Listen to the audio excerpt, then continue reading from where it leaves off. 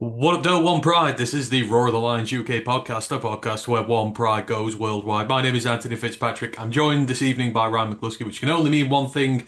It is time for your weekly dose of college knowledge. Yes, it is the college football podcast, and it is time to combine. We are at that time of year now, right? We are in the last stages of the final All-Star game. It's HBCU Legacy Bowl week, and then in about 5 days' time from now, the combine opens, players start to arrive, the biggest stop on the path to the draft, the biggest spectacle is here, and then after that, it's pro days and on to the draft. We are reaching the business stage now. The combine can make or break prospects for a lot of people.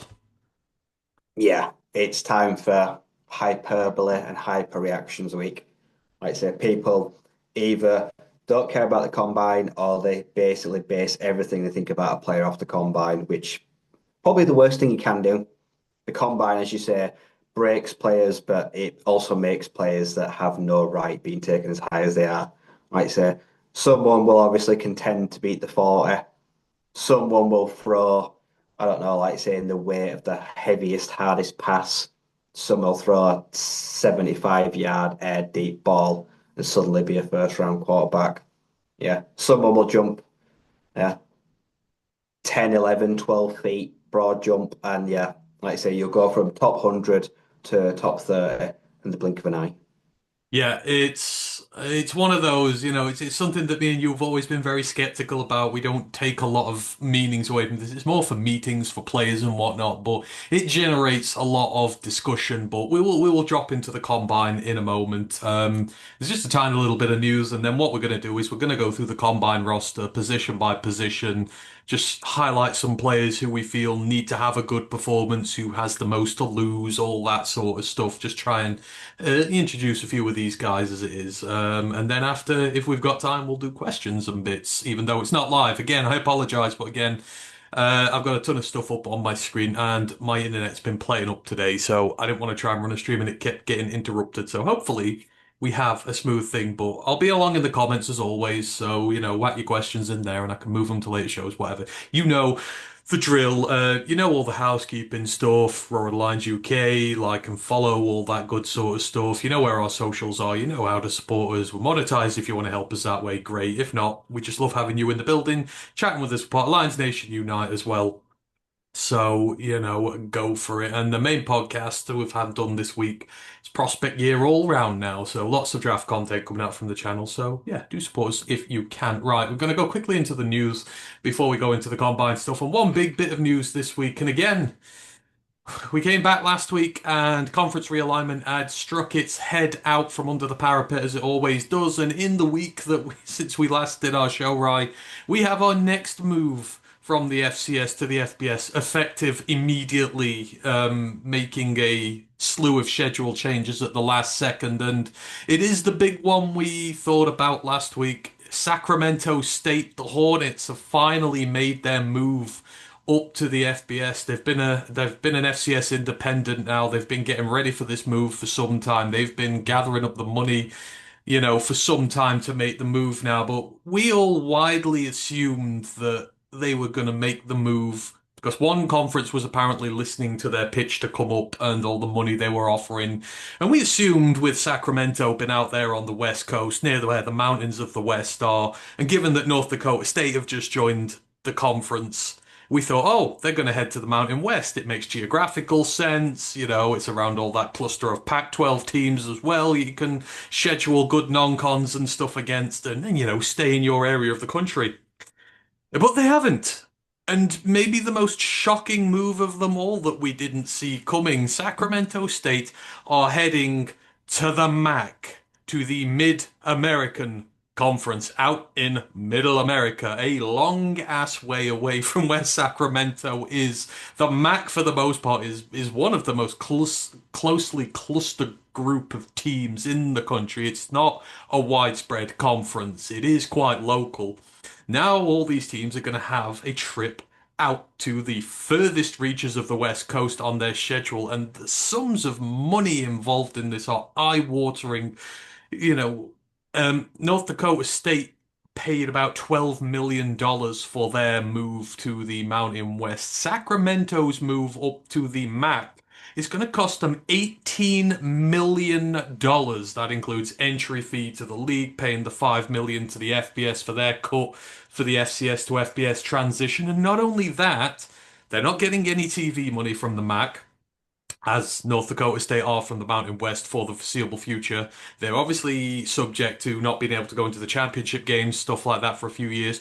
But they are also personally, as a team, covering the travel costs of every single MAC team that comes out to Sacramento to play them. And I don't know the exact fundamental numbers about these, but you're shipping 90 odd players across. That's just players, coaching staff, support staff, equipment which gets trucked across the country, all this sort of stuff. It is a fair chunk of change, and they're going to be doing that 5, 6 times a year. They're going to have to pay everything, hotels, when the team get there as well.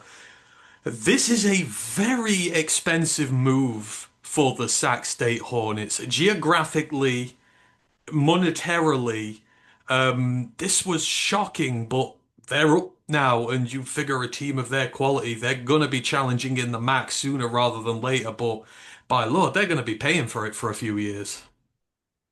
Oh yeah. I just I don't get, like you say, there's no short-term gain. Like you say, they're being absolutely rinsed. That is far too much money. Agreeing to pay for the air travel, like you say, schedule fly out all their opponents. That's probably a couple of $100,000 per team per game, just like say chartering flights, hauling out U-Hauls for all their equipment, paying drivers to drive across the country and stay in motels. They're going to get the foot of the bill for every game, like I say, and then lack of a TV deal. So the games that are televised not getting their cut until they renegotiate a deal and add them in X amount of years. The next couple of years, the balance sheets for the athletic department are going to be a lot of red. It's going to take a lot of time to get back in the black for the Sac State Hornets, unless, as you say, the moment they're eligible, they're able to make a title game and, like I say, make their way to potential championship and all good berth games for the ball. But yeah, in the early years, it feels like, yeah, they're going to have to just kind of ignore and put up with the financial side of it, that it's going to penalise them hard every year and just hope that they're able to be competitive fairly quickly and at least put together a credible record to make all this worthwhile. But I'm with you. It's clear now that the FBS has had enough. They don't want that more teams coming up. They're purposely trying to price them out. But some of these teams that are foolish, too naive, happy to go ahead and pay whatever demands they're making. And yeah, but it can't continue. I can't see anyone in the next couple of years making the move, like I say, until TV deals are sorted out, like I say, until travel comes in. But I mean, geographically, just a bit of a head scratcher. Like I said, the amount of fatigue you're putting on the away trips, Sac State players flying out X days before to get practicing at the stadium or a local high school that near to the stadium they're going to be playing in. That's all going to add up. So be interesting to see how many air miles they put in this year. Like I say, and see how they do on the road games compared to the home games. If they do significantly struggle, then, like I said, the lack of routine, preparation, and fatigue will be, yeah, you'll be able to chalk it up and it will be credible. So, yeah, I'm interested to see how this goes. But, yeah, it feels like they were just desperate to come up, to go to anyone that have them. And the Mac said, yeah, we'll have you. Even the teams in the MAC already that don't want to fly out there are probably like, I imagine some of them were probably like, no, we don't want them. Others, well, we'll take them, but we're going to make them pay for everything and cash in on them like sugar daddies. So Hmm. it's going to be an interesting mix to see how they amalgamate into the MAC in the early years. And with you, the MAC's very closely contested. It's also very close geographically. It's got a few good rivalries. It's pretty wide open, which I suppose does support a newcomer coming in straight away and being competitive. It's not very top heavy from like Toledo down. No, but like you think, when you get like to later in the season with midweek action and everything, you're playing Tuesday night. And you're on a Tuesday night Yeah, flight from I think in Sacramento future years to they're gonna have to work on their schedule a bit if to they're going to Buffalo. accommodate a West Coast team in it. Yeah, I don't think you're going to be able to play midweek action because I mean, what you're doing for kids, the students' scholarships, the schoolwork. I mean, if you'd have to fly out on like the day before, then play the game day, and then it'd be a day to fly back. Like you're missing 3 days. Like you're essentially missing the entire week at uni to do it. It's odd. The MAC isn't exactly a pressure point to get in the playoffs either, so you can't benefit from getting to the No, playoffs. You there's no would. G5 path to the playoffs from the MAC. No, unless like the Mountain West, the Sun Belt, and the American are all bad. Like it's probably the only one. That's very unlikely that all Yeah, three just bottom out in a year. yeah, Yeah, exactly. That they don't produce one team. I mean, you'd have to sweep the MAC, and as you can see, no one sweeps the MAC. It's just impossible. But obviously, it's nice to have them up. I just thought, why not go to the Mountain West instead? There's only 10 teams in the yeah. Mountain West. It's not like it's an overburdened conference that I can't wish they'd have afford to done put it them in. sooner with the new Pac-12. Yeah, yeah, yeah. Because you look at the current state of the new reform Pac-12, I mean, it looks terrible. Yeah. Now you've got Sac State, Cal, and Stanford all playing on the East Coast. It's like, and both the Pac-12 and the Mountain West are struggling for teams. And you've got three of the bigger teams out there, um, all playing on the East Coast, which is just odd to me. Or out that we're closer out that way. It's a long ass distance, but yeah. Sac State are here to stay. Very, very intrigued to see how they do in the MAC next year and how they take to it. But, they've put out some good teams in recent years, Sac State. If they've got the talent on that team and they've retained it, I think they'll do pretty well to start with. But yeah, we wait with intrigue. Right, that's really the only sort of news I wanted to go through. I can't think of anything else that's really jumped off the sheet. I'll have a quick look just through some of the ones, but I don't think we do. Obviously, Northern Illinois, one of the new MAC teams, is looking for a new head coach. Thomas Hammock has left. He's gone to the Seattle Seahawks. He's going to be the highest paid running backs coach in the NFL, which is a good promotion for him. Even though a funny interview of him shouting at kids for leaving in the portal last year has surfaced, and he's left himself a year later. But that's good work for him. And then, oh, I guess the other quick news to mention in high school football, did you see that thing I put in? IMG have been linked to the Yeah. Mexican drug cartels. They've been taking money from people they shouldn't have. I don't know what it's going to do for them, but that's an interesting situation to look in for, and maybe some of the students they've had and who've passed through there and where that money's come from. But IMG have been pinged for taking Mexican drug cartel money, apparently, which I find funny, right? Like in the age of NIL, maybe best not get your money from the cartel, right?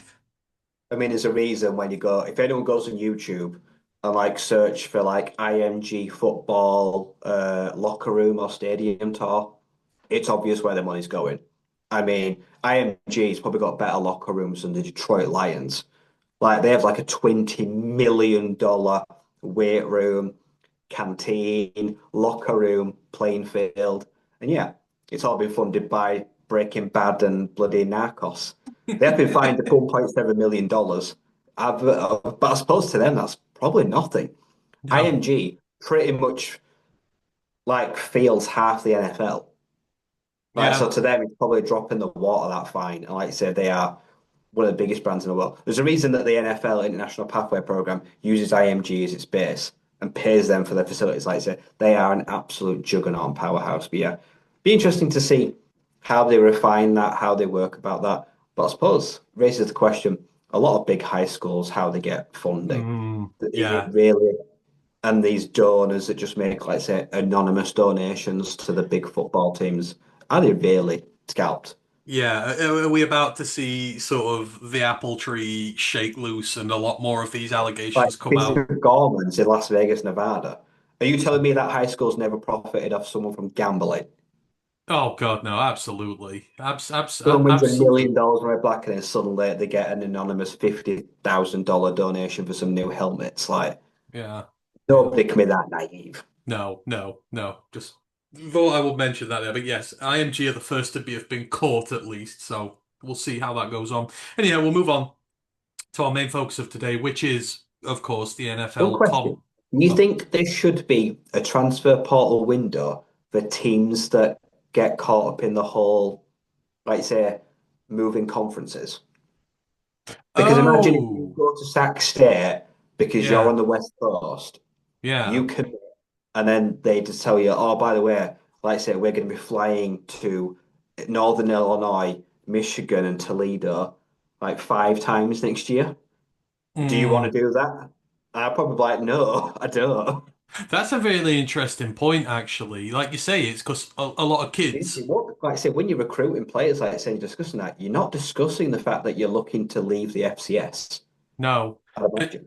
and some kids do it for geography, right? They want to be close to their Yeah. They want to stay near families. home. Yeah, they want to stay in state where they're at, and it may not seem much like the football year's a part of it, but again, if you are going away on the road a lot and you're missing 3, 4 days a time, because even if you're playing on a Saturday, you'd have to travel on Friday from Sac State to, Yeah. let's say, Toledo. You won't get back till Sacramento till Monday, No, California time. Yeah. exactly, and you've got all the time zones to deal with. That's quite an intriguing question, actually. I reckon my Should initial players answer be would allowed be to leave for no penalty? yeah. Like if their team just basically said, "Well, screw you, we're joining Or a conference." Or they open, Thousand miles away. like after a coach is fired, I think they open up a 2 week window, don't they? Yeah. So, like if you opened a 2 week window up after, because obviously it's not something that's going to happen every day, but I And it is out agree, of your control. it Like I say, is. you shouldn't be pinged for it, should you? No, no, you shouldn't. And like you say, it's not just all about football for some players. They want the education, they want the stability, and they don't want to have to travel cross country every other week. So, actually, that's a good point. That is, I could get behind that. Just open up a 2 week window after like for now, Sac State players should have 2 weeks to go, okay, well, maybe I want to, go try my luck at UC Davis or, hell, try, one of the other big schools round there, try some of the Mountain West teams, guys, do you want me here? Yeah, no, I can absolutely get behind that. So, interesting. Right, as I say, we'll move on to our main little bit now. And it is NFL Combine Week next week. Obviously, didn't want to do this show next week when the Combine has already started. But just quickly, for those who don't know, so the Combine, everybody knows, biggest event on the path to the draft. 320 odd prospects invited to Indianapolis to undergo a series of interviews, medical tests, physical tests, all those, all the information that teams need to fill in their draft. Um, to fill in the, Go on. Oh, have I got him back? Why have I got you up twice? I don't know. Kicked me out for some reason. Oh, I don't know why. Shouldn't kick you out. Anyhow, sorry. Back to where I was. Yeah, there we go. We've got two screens again. Um, oh Lord, why? Right, stop behaving, misbehaving. NFL Combine, the biggest point on the path to the draft, where teams basically use this as an opportunity to fill in their evaluations of players, anything they don't know. Medicals, physicals, all that sort of stuff happens in Indy. Every team goes, 320 players there, and it's one of those, it's become a spectacle over the time, but a lot of people like to take a lot of the information that comes out of it and use it for draft prospects, move them up boards, move them down boards. It can make or break you, even though it's such a tiny part of your collegiate career. But it has its importance for teams. You get to sit down with the players, have meetings with them, drill them on their knowledge, all that sort of stuff. So it holds some intrinsic value. And as I say, the last real big thing before pro days, before the draft, but pro days are basically just a home version of what the combine is. Anywho, the combine this year starts on Monday, coming up February the 23rd. That is when the players begin to arrive in Indy. Over the Monday and the Tuesday, you will have coach and general manager media availabilities from all the NFL teams. All the GMs go. We don't know when Brad Holmes is going to be speaking yet, but he will do on one of those. But yeah, it's just years from coaches and GMs over the first couple of days. On the Wednesday, you get coach and GM interviews again, but then you start with the position groups. So the defensive line, the linebackers, and the kickers do their media interviews on the Wednesday, as well as coaches and GMs continue to do so. On Thursday, February the 26th, again, your defensive line, your linebackers, and your kickers. You go through their measurements and then their on-field workouts, including the 40-yard dash. And on the same day, the defensive backs and the tight ends do their media interviews. Moving into the Friday, then the DBs and tight ends, they do their measurements and on-field workouts, including the 40-yard dash.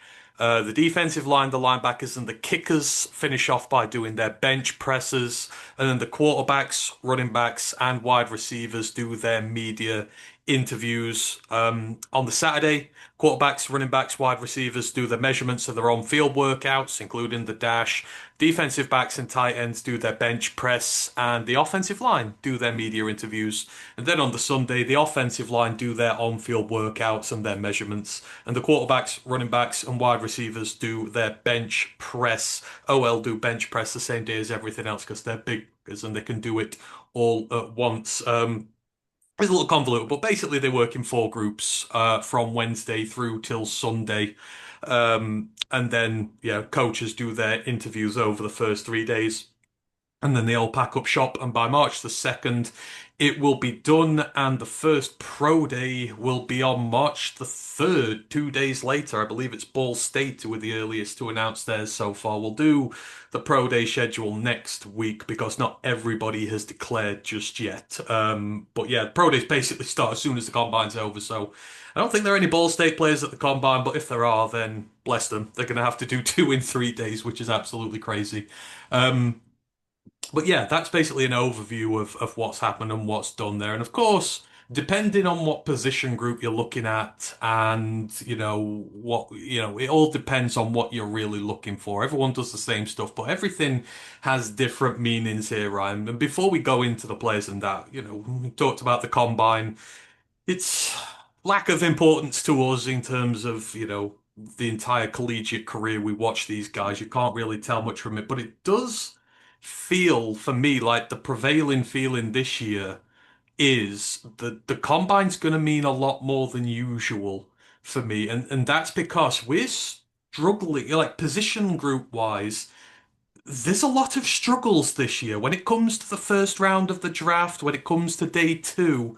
Like for the first round specifically, there are no quarterbacks this year outside of Fernando Mendoza who are in serious consideration at the top of the draft. There are no running backs outside of Jeremiah Love who are really in consideration for the first round of the draft, and there's a big drop off after him.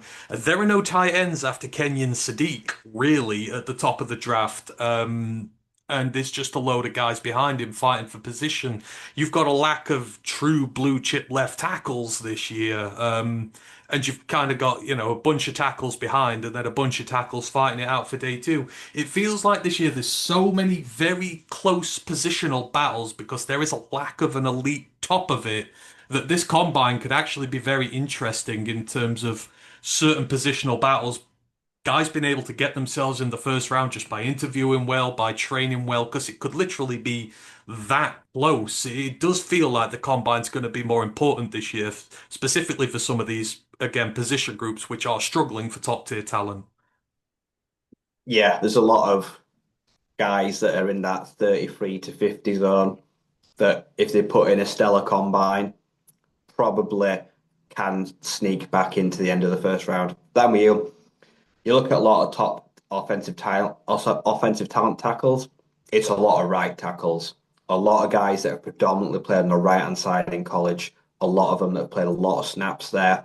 Some of them that could flip over, I'd say, but there's no real proof of that, is there? Like I say, we were told a lot of these guys could play at the left, but they've played a lot of college football out the right. Like I say, and I don't buy out of all of them. Yeah, the big drop off. Like I say, quarterbacks. You take Mendoza, one or two, which is still too high. Like I said, you'd never want to be taking him there. And then, like you say, it's a lottery. Like you say, the next guy, kid you gamble on, Ty Simpson, maybe. Like I say, now we're getting talks of, like I say, the Cole Payton. He's going to be one of the biggest names to watch at the combine. A guy that could suddenly go from around three pick to, like say, a top 40 guy. Like say, he could make a real name for himself there. Yeah, but I'm with you. A lot of positions need, like say, if you're looking for a tight end, Kenyon Sadiq goes between 15 and 20, and you're after that. a lot of teams are going to be trying to trade out of the first round, but a lot of teams probably not trading back in because the player position they want, it just isn't there. So it feels like one of those where there will not be a lot of movement. A lot of No. guys will just sit and pick best player available. There might not be a lot of guys worth coming back into the end of the first round for.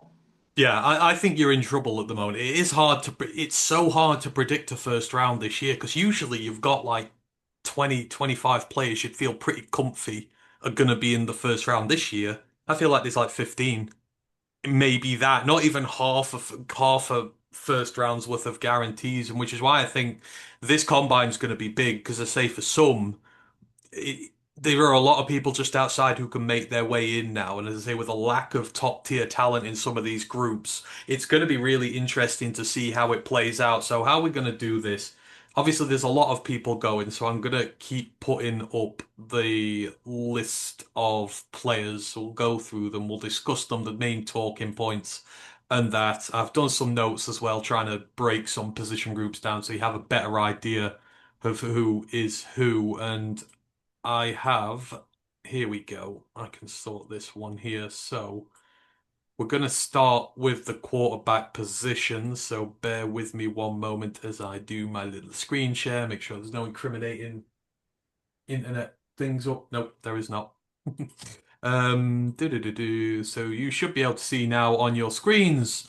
This is the list of combine quarterbacks who will be going this year. So amongst others, have Joey Aguiar, the Tennessee quarterback, Drew Aller from Penn State, Luke Altmaier from Illinois, Carson Beck from Miami, Jalen Daniels from Kansas, Joe Fagnano from UConn, Taylor Green from Arkansas, Haynes King, Georgia Tech, Cade Klubnik, Clemson, Fernando Mendoza from Indiana, Baron Morton from Texas Tech. We've got Garrett Nussmeier from LSU, Diego Pavia of Vanderbilt, Cole Payton of North Dakota State, Sawyer Robertson of Baylor, and Ty Simpson of Alabama. So, dropping into this group of quarterbacks, I think we can agree that there's one guy going near the top here. Fernando Mendoza is going to be the number one pick, whether you believe he should be or not. But that is the thing there. The big question now going into the combine, and you've kind of already alluded to this a little bit.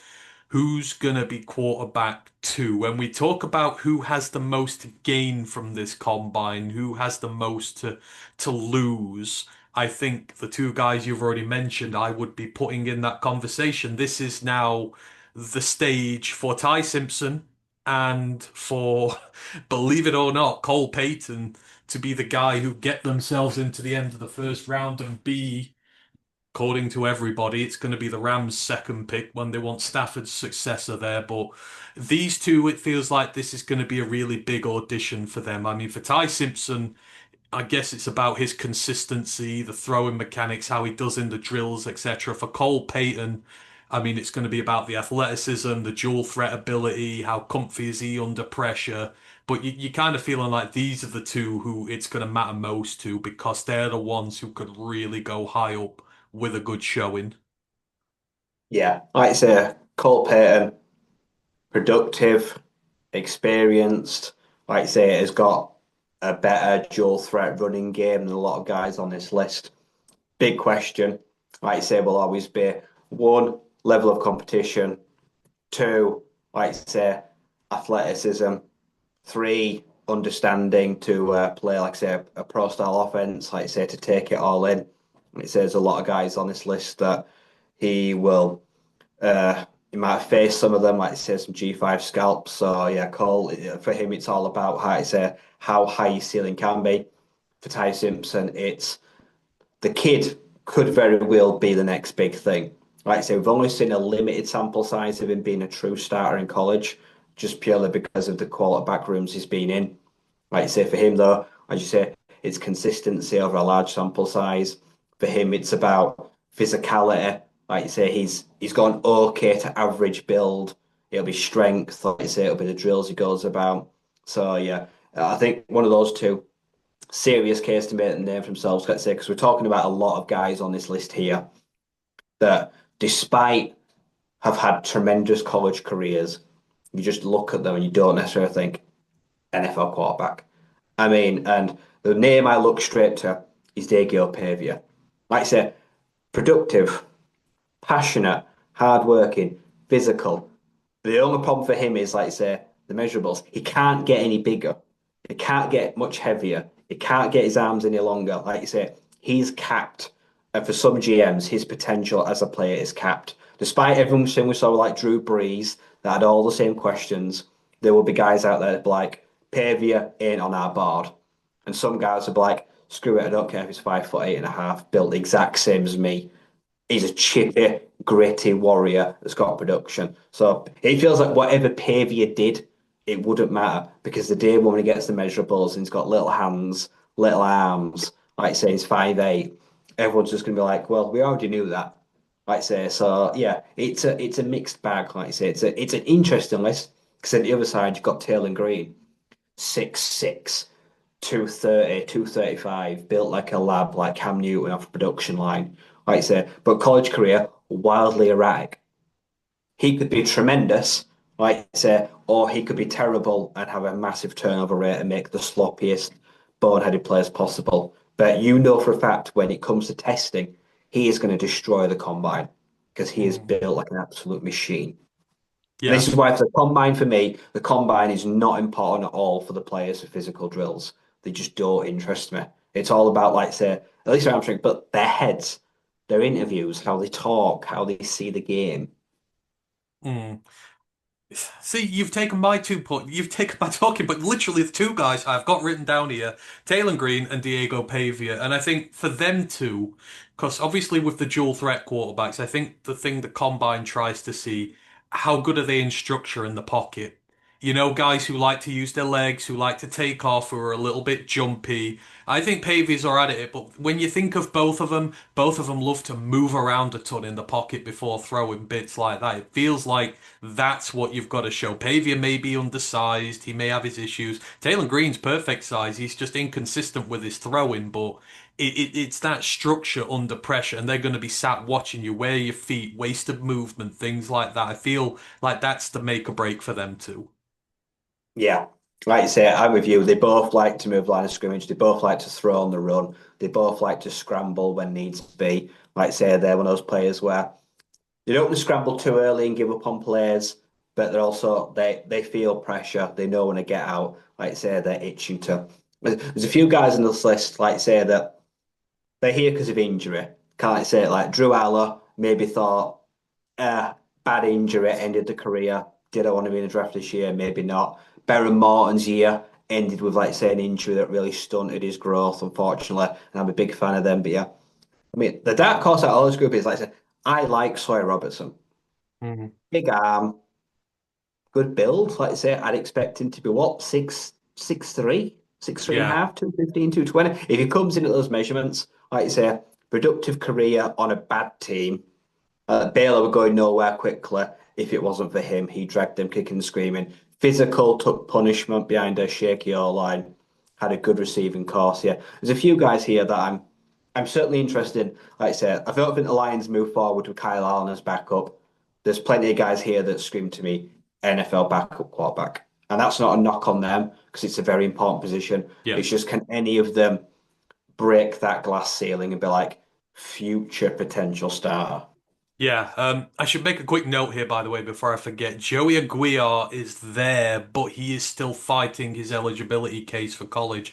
He can keep his eligibility and only turn up at this combine. He can, if he turns up at the combine for 2 days or less, he can keep his eligibility for college. So he's not a slam dunk for this yet.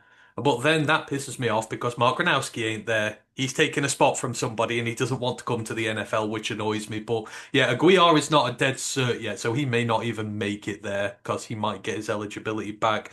In terms of, again, my other note, you've picked literally all three. I've got written notes here, so Ryan is not seeing these. But Drew Aller's health is the main thing. That ankle injury. Now, it is widely considered that Drew Aller has the best tools of everybody here as a quarterback, like the arm, the pocket precision. He's not a dual threat guy, but he can sling the dart and everything. But obviously, he had a rotten year last year. He got injured, he got hurt. This is where the trait stuff comes out. But you just feel he's going to have to, and he's going to throw here, I believe. He said he was going to be fit and healthy and ready to go, but his inconsistent play against top tier opposition, they were never able to break the glass ceiling there. You feel he's going to absolutely have to slay everything going, his measurables, show that the ankle's healed, show that arm off, the deep ball threat there.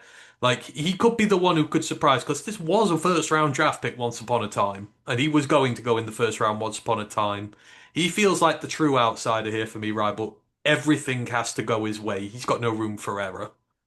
No, he has to do all the drills. He can't skip anything because, as you say, we've not seen Drewella play football in so long. The kid's an afterthought. A lot of people have just forgotten about him. Like same with you.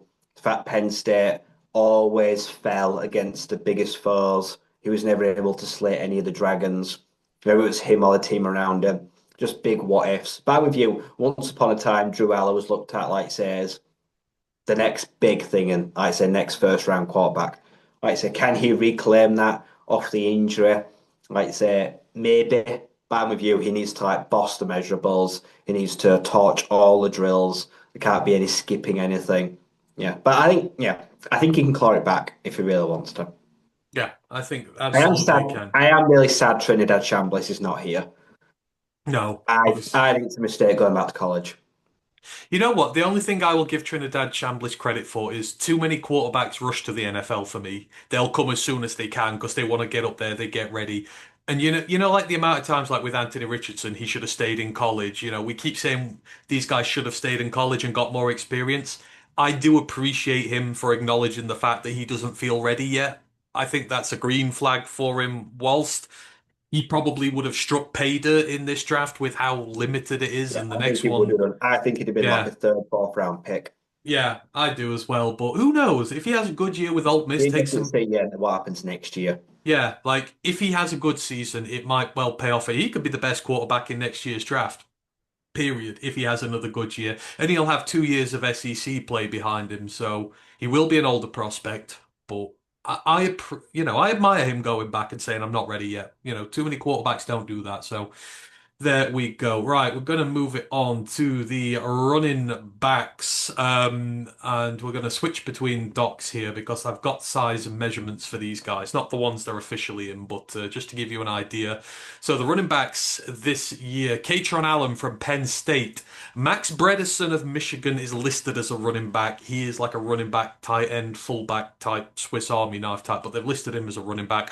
Demond Claiborne from Wake Forest, Jonah Coleman from Washington, CJ Donaldson from Ohio State, Rasul Faison from South Carolina, Eli Heidenreich is listed as a running back from Navy, even though he's been a receiver, Roman Hemby of Indiana, Robert Henry Jr. of UTSA, Emmett Johnson, Nebraska, Jeremiah Love, Notre Dame, Seth McGowan, Kentucky, Jam Miller, Alabama, Le'Veon Moss from TAMU, Jadarian Price, Notre Dame, Adam Randall from Clemson, Desmond Reed from Pittsburgh, Nicholas Singleton from Penn State, Jamari Taylor from Virginia, Mike Washington Jr., Arkansas, Noah Whittington, Oregon. Note here, Nicholas Singleton is hurt. He is here for interview purposes only, and I will just stop sharing my screen for a very quick moment while I get my Combine note things up, and you can have a look, even though I don't know whether you'll be able to see it fully or not. I'm just going to increase the font a little bit so you can see it, um, even though it's a bit finicky. Uh, Share again. Here we go. So with running backs, it's good to know the sizes initially of them as well. So this is quite. We've got a class of short arses here, right? For the most part, we've got Jonah Coleman, 5'9", 228. Robert Henry Jr., 5'9", 205.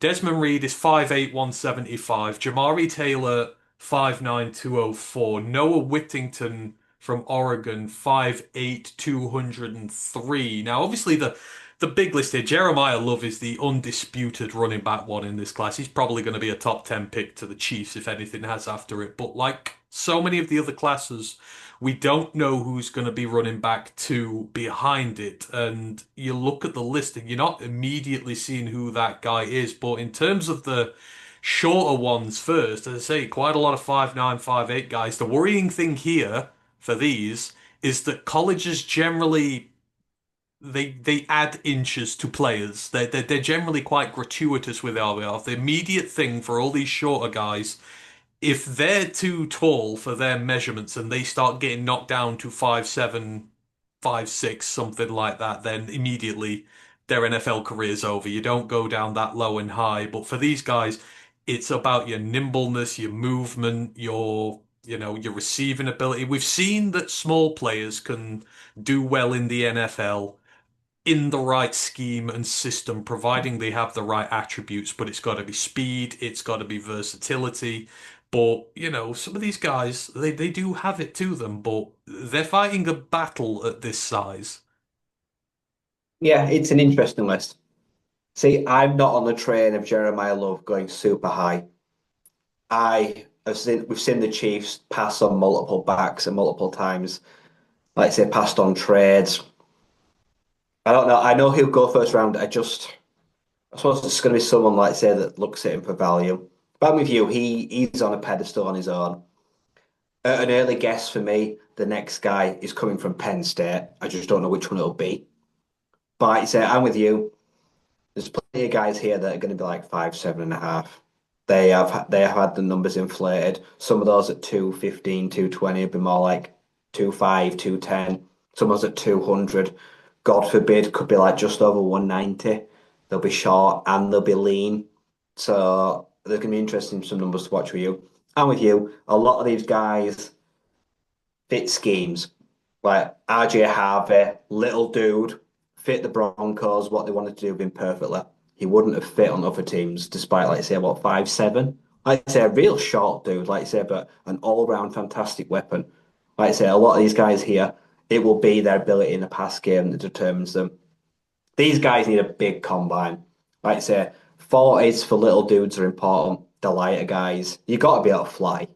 Like, so if you're going to be like 210, you've got to be able, like, say, at least clock a 4-4 to prove that you can carry that weight and still be able to shift. So, very interesting. Like I say, there's a lot of guys here that are talented. Like I say, a lot of them had interesting careers, like Faison, who missed half of this year with that legal lengthy court battle about his expedition. So, for him, like I say, to declare now, like I say, be here with like half a season didn't go well. He's not coming off the best season to prepare for this, so he could do the big combine to prove, like I say, that he didn't make a mistake. Like I say, coming back, or like I say, trying to find other ways around college football. A few guys here that I really like Claiborne.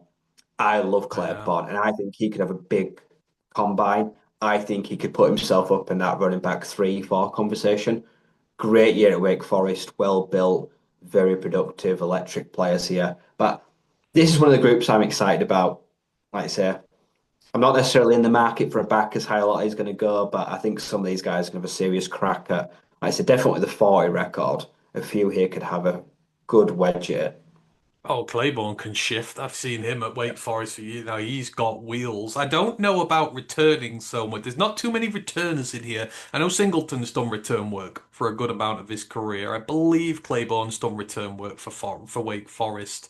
Um, but a lot of the others, I'm not sure. There's some names to mention in here. So when you're talking about running back twos, Emmett Johnson's the name that never gets mentioned by anybody, which is crazy. He's just knocked out the 1,500 yard season at Nebraska and has been one of the best running backs in the country. And I've never known so little hype over someone who's had so big a season. And I look, what they say about him is they're wondering whether he can be a bell cow at the next level, because I think that's what he is. But you know, this is a fun thing about the running backs, right? I say the smaller ones, you've got to test the agility and the versatility and what they are. The bigger ones, you've got to worry about whether they can be durable, do the bell cow stuff, do the strength, etc. I think that's what Emmett Johnson's going to have to do, right? He's going to have to crack out those, the bench press, show Yeah, that the he is a bar's tough important for dude. running That, back for pass blocking. These yeah. guys are like 210, 215. If you can't put up a good bench rep, they don't think you can block.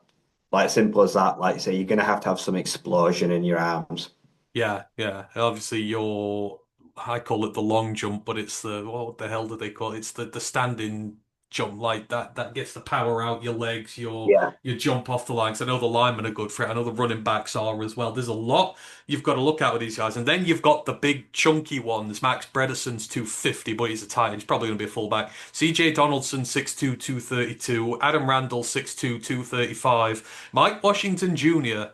is the one who quite a lot of people are mentioning at the moment. 6'2", 228. He was sixth in the FBS last year in yards after contact. He got 3.86 yards after contact on average, which is pretty damn good. It's top six. He's got 48.3% breakaway run rate as well, which was top five in the country. These big guys, they can kind of do a little bit of everything. He had his best season for receptions by a long way as well. Like he's the one I'm really intrigued about, especially maybe as a Lions type guy if we're going to look for someone to do what Monty does, depending on what goes on with him. But he's built his career through the group of five. He's come up to Arkansas, kind of been hidden like Tesla was one year, but these guys, the 6'2s, 228s, these could be the really special ones because they got the build, they got the strength, they got the speed, and he does look like a legit force if he does well.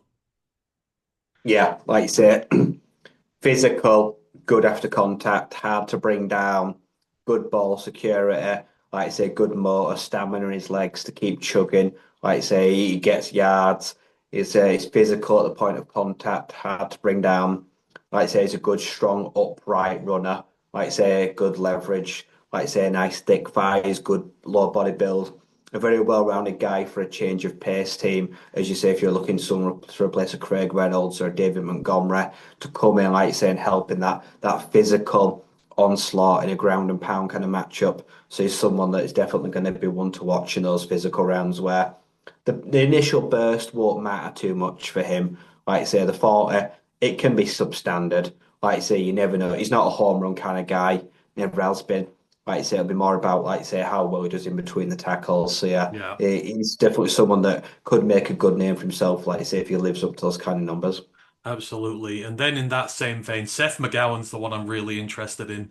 I've mentioned him enough times on here, but his road to redemption from his young Oklahoma days, he's insanely talented. 6'1", 215, another downhill between the tackles runner who just he just thrives in the battle, in the trenches, and he's so good. He's got such a good turn of pace on him. His feet are amazing.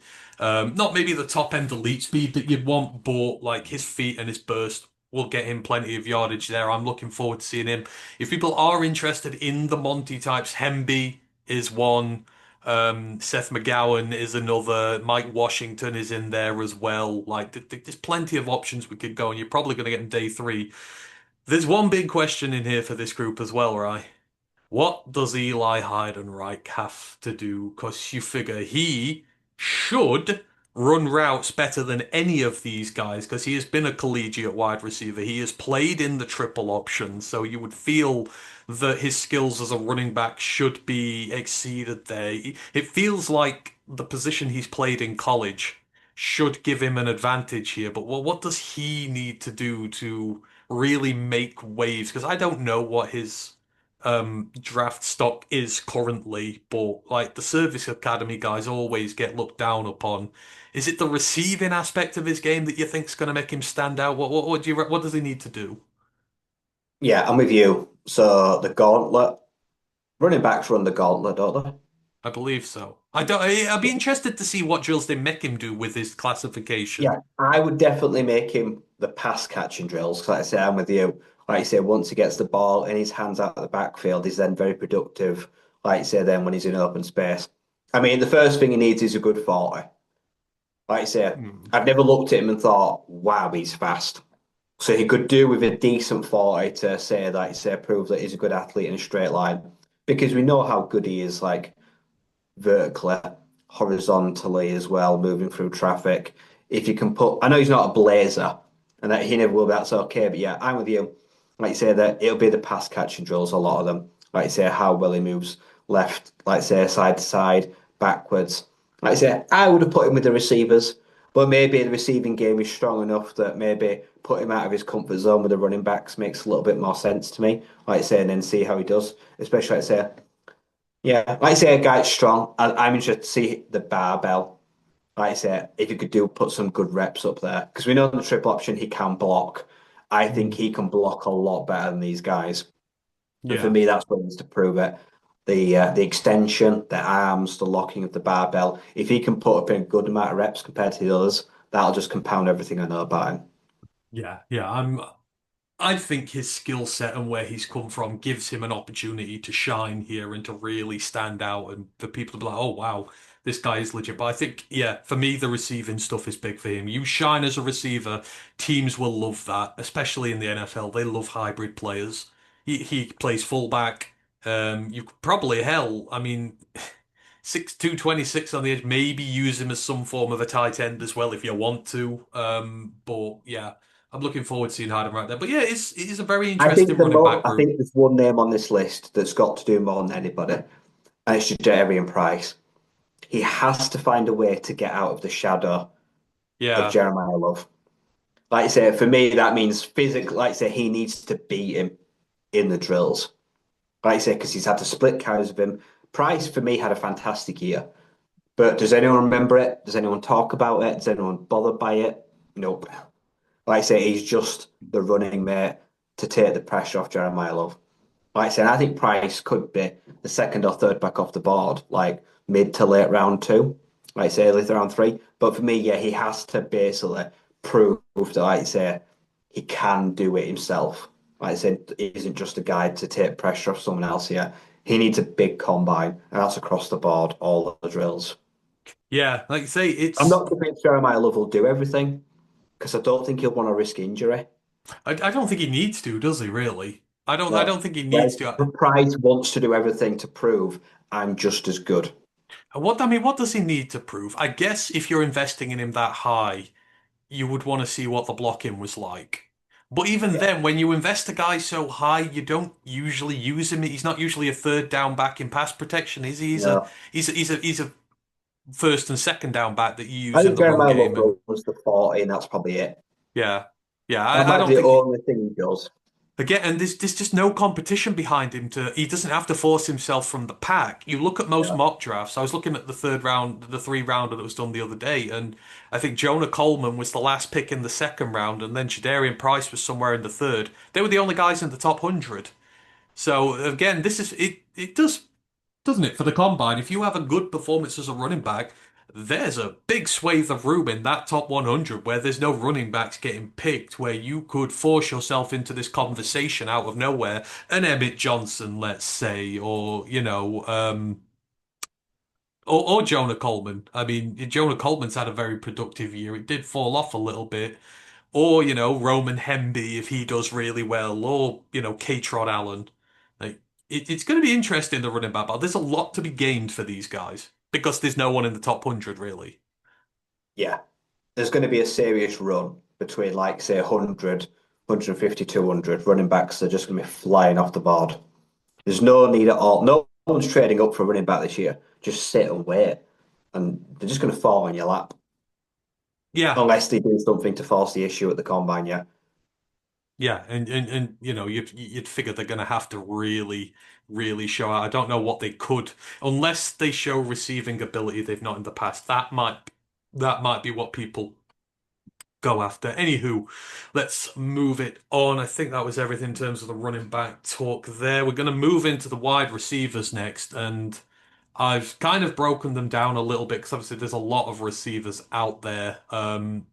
So I've tried to break them down a little into guys who are predominantly slot, guys who are hybrids, and guys who predominantly play sort of the X and Y on the outside, and they don't really do too much work in the slot. So let me just quickly get this back up again so you can see it.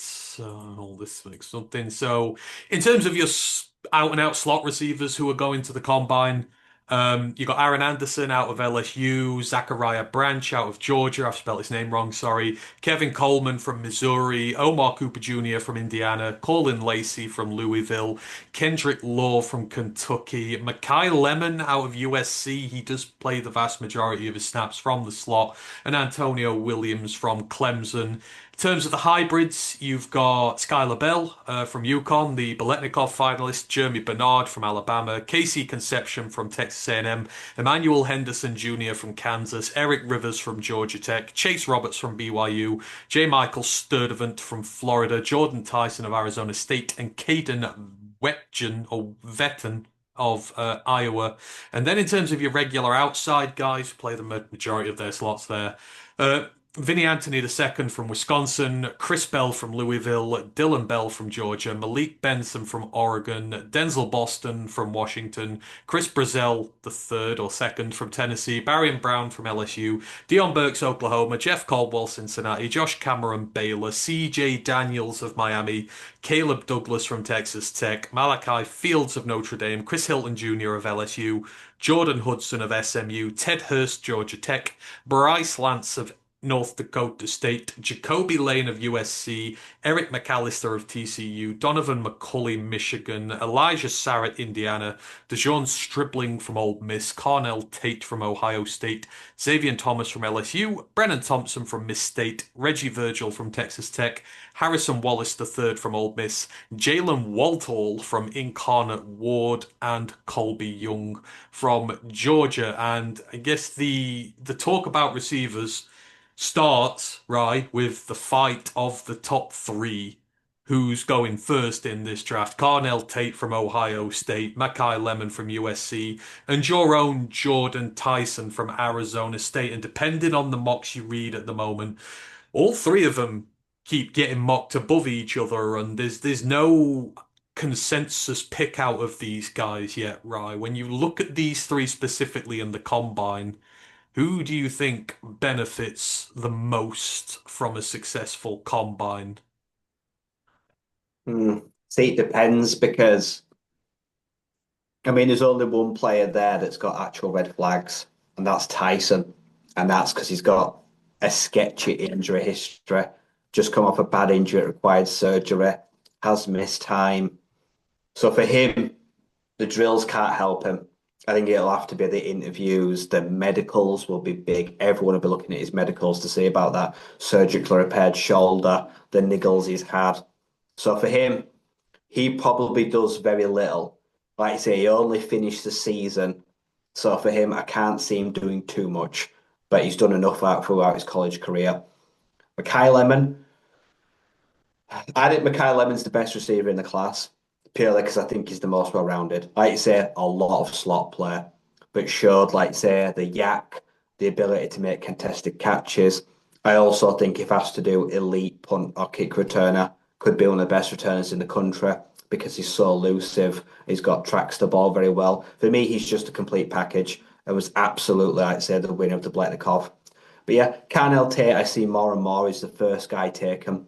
Like I say, he's smooth route runner, he's physical, made some highlight catches, also has lineage because obviously Ohio State is wide receiver U. It's just an absolute conveyor belt, and he's played with some of the best in the country. So they all offer something different. I think ultimately they'll be system guys.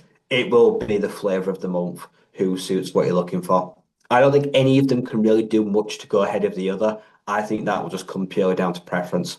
It's the guys after that, like say Denzel Boston, Chris Bell, guys like that you see that are kind of mocked at, like say, between like 28, 29, 30, 31.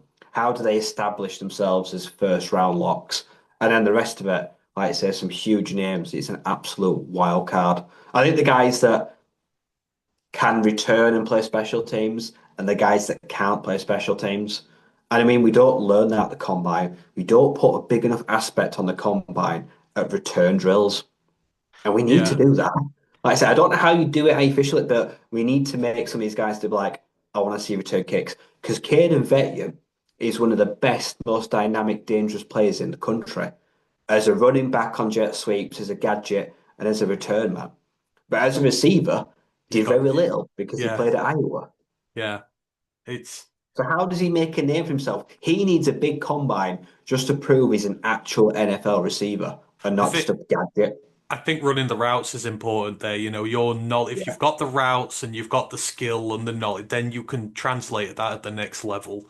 I think that's going to be big for Think for him. him to prove, like, say, yeah, he's got an expanded route tree that's worth even a draft pick. Because Yeah. you're not spending a mid-round draft pick And on a punt returner. and he's 5'8", I believe, or five Yeah, he's nine, he's little, and he's compact and explosive. his measurements are going to be big because if he goes much smaller, that is really ruling you out of a receiver. If you're done to be 5'7", 5'8", with your, he's not like a rapid. I mean, yeah, I think his measurables are going to mean a lot. They're just quickly back to the top three. Again, do you not think Tyson has the most to gain from this if his medicals come back clear? I think the only I think reason he's got people are most to gain. not In put, fact, I'm with you. He's a long way behind Lemon and Tate. and if He he has has got a clear gap to close. medicals, I feel like he can benefit the most from this combine and get amongst them too. I feel like that will be the thing with him. Yeah, I'm not. I mean, coming off the shoulder, will they ask him to do the barbell? I suppose they have to. They're Yeah. going to have to test it. He probably could do with putting up some good reps, even if he doesn't want to. He kind of has to. The Hmm. 40 should be all right. Like I say, he's pretty explosive, deep ball. But yeah, I'm with you. If the body feels comfortable, he's kind of going to have to do it all to close the gap to the top two. Lemon and Tate really don't have to do anything. No, no, you wouldn't I think won't be so. surprised. They'll do very little drills between them because they know they're both top 10, 11, 12, 13 locks. Oh yeah, I think it's just a matter of, preference at the top really, isn't it, as to Yeah. who's going Like to get Denzel who. Boston, like I say, it's 6'4", 215, 220. If he comes in at that, like I say, he's a possession receiver. He's an X. He's an outside guy. For him, it'll be athleticism. Is the 40 bad? Is the cones bad? Because that will just tank him as a first round guy if he can't prove that he's athletic and not a big, stiff, rigid tin man. Yeah, That's probably my worry concerns about him. yeah. No, I would agree with you there. Like it felt like he didn't have the year he should have. But again, Demond Williams didn't take the step forward either. His QB play didn't get as good as we thought it would. So maybe is it down to the QB as well? But I think And he's did got the Chris Bell tear his build. ACL? He won't be doing anything, will he? Is it Chris Bell? I One thought of Chris the Bell was other healthy. receivers pulled their ACL, didn't they, before the draft? Oh, did they? I can't remember. I know Isaiah World has the tackle from Oregon. Yeah, He's tore his I'm ACL. sure. I'm sure it was Chris Bell. Hang on. Let me have for the sake of apparently we'll just have a look. I think he's damaged his ACL. It doesn't. The Chris Bell draft injury. Let me have a look. Uh, he tore his ACL in November of 2025. Yeah, so he's So coming off a torn ACL. Like, yeah. Yeah, but he is still projected as a first round pick. I yeah, know the I other still think he's ones. first round talent. So, is there anyone else on this list who you think should be? Because I know this is just going by PFFs the other day, but they had Omar Cooper and Casey Conception in their first. And this is the fascinating thing about the first round. I With there love been no, Concepcion because he will be a yeah, returner as well. He's an yeah, outstanding just threat all over. but that's the Running thing. back, receiver, like say, can block, like Yeah. say, returner. The kid can do it all. And that's the intriguing thing with again, there've been no quarterbacks, no running backs, no tight ends, or just literally one of each. You've got two guards maybe, and that's it. Your tackle class is not as like you're going to get more people like receiver. The receiver market's come interesting now because a lot of receivers might sneak into the first two. You wouldn't think. I love Casey Conception, even though he's a traitor. I think he should probably be a first round. I think he'll test off the charts, and his 40 Yeah. should be rapid. Like I would be shocked if it was like not well under 450. It's going to have to be as well because speed is his thing, and he's a hybrid as well for the most part. They play him all over. He can play every position. Omar Cooper's interesting. He's a slot receiver for Indiana, and I think Sarrett's better than him, but I mean, obviously, the ability to move the chains, Amon-Ra style, he reminds you of Amon-Ra so much, and you're seeing how much value that is to NFL teams now. Like, if you could redraft, Amon-Ra would probably be a first round draft pick now.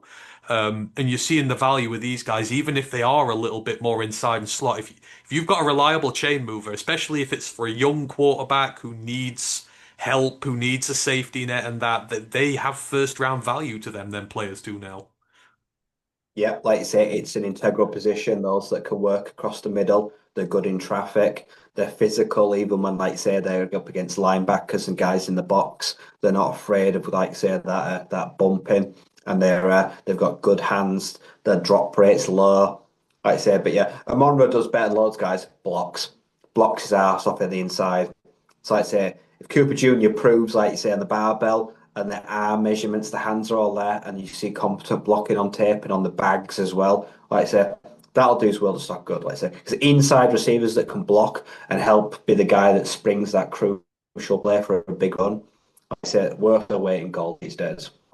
Yeah, because you look at some of the next guys who are in that rough area. You've got like guys like Jeremy Bernard in there. Like he's really intriguing. Jeremy, he's just been like a highly, it's like a more than steady contributor in his entire time in college. Like been very productive without getting like the flashy 1,000 yard seasons and that. But again, like he's just very well rounded and hasn't really seen hasn't really seen the praise maybe he should have, but the numbers are not sparkly, but I think someone like Jeremy would probably do well because his route run is pretty good as well. I love him. And I'm with you. He isn't flashy because he's played second and third fiddle to the biggest names in the country. I say it Yeah, feels like he's been in college forever, and he's always kind of been like, say, their second or third read. But especially in the big games, the SEC title games, the playoffs, Bernard has come alive. Like I say, he's helped very much in the run game. He's physical. He's very well coached. He's a coachable guy. He keeps himself out of trouble as well. Like so many players in those teams can never like you don't hear a bad word about him. Like he's saying, he seems like a really good kid. Like saying he's not flashy. He just does what is asked of him. Comes up with big plays in the big moments.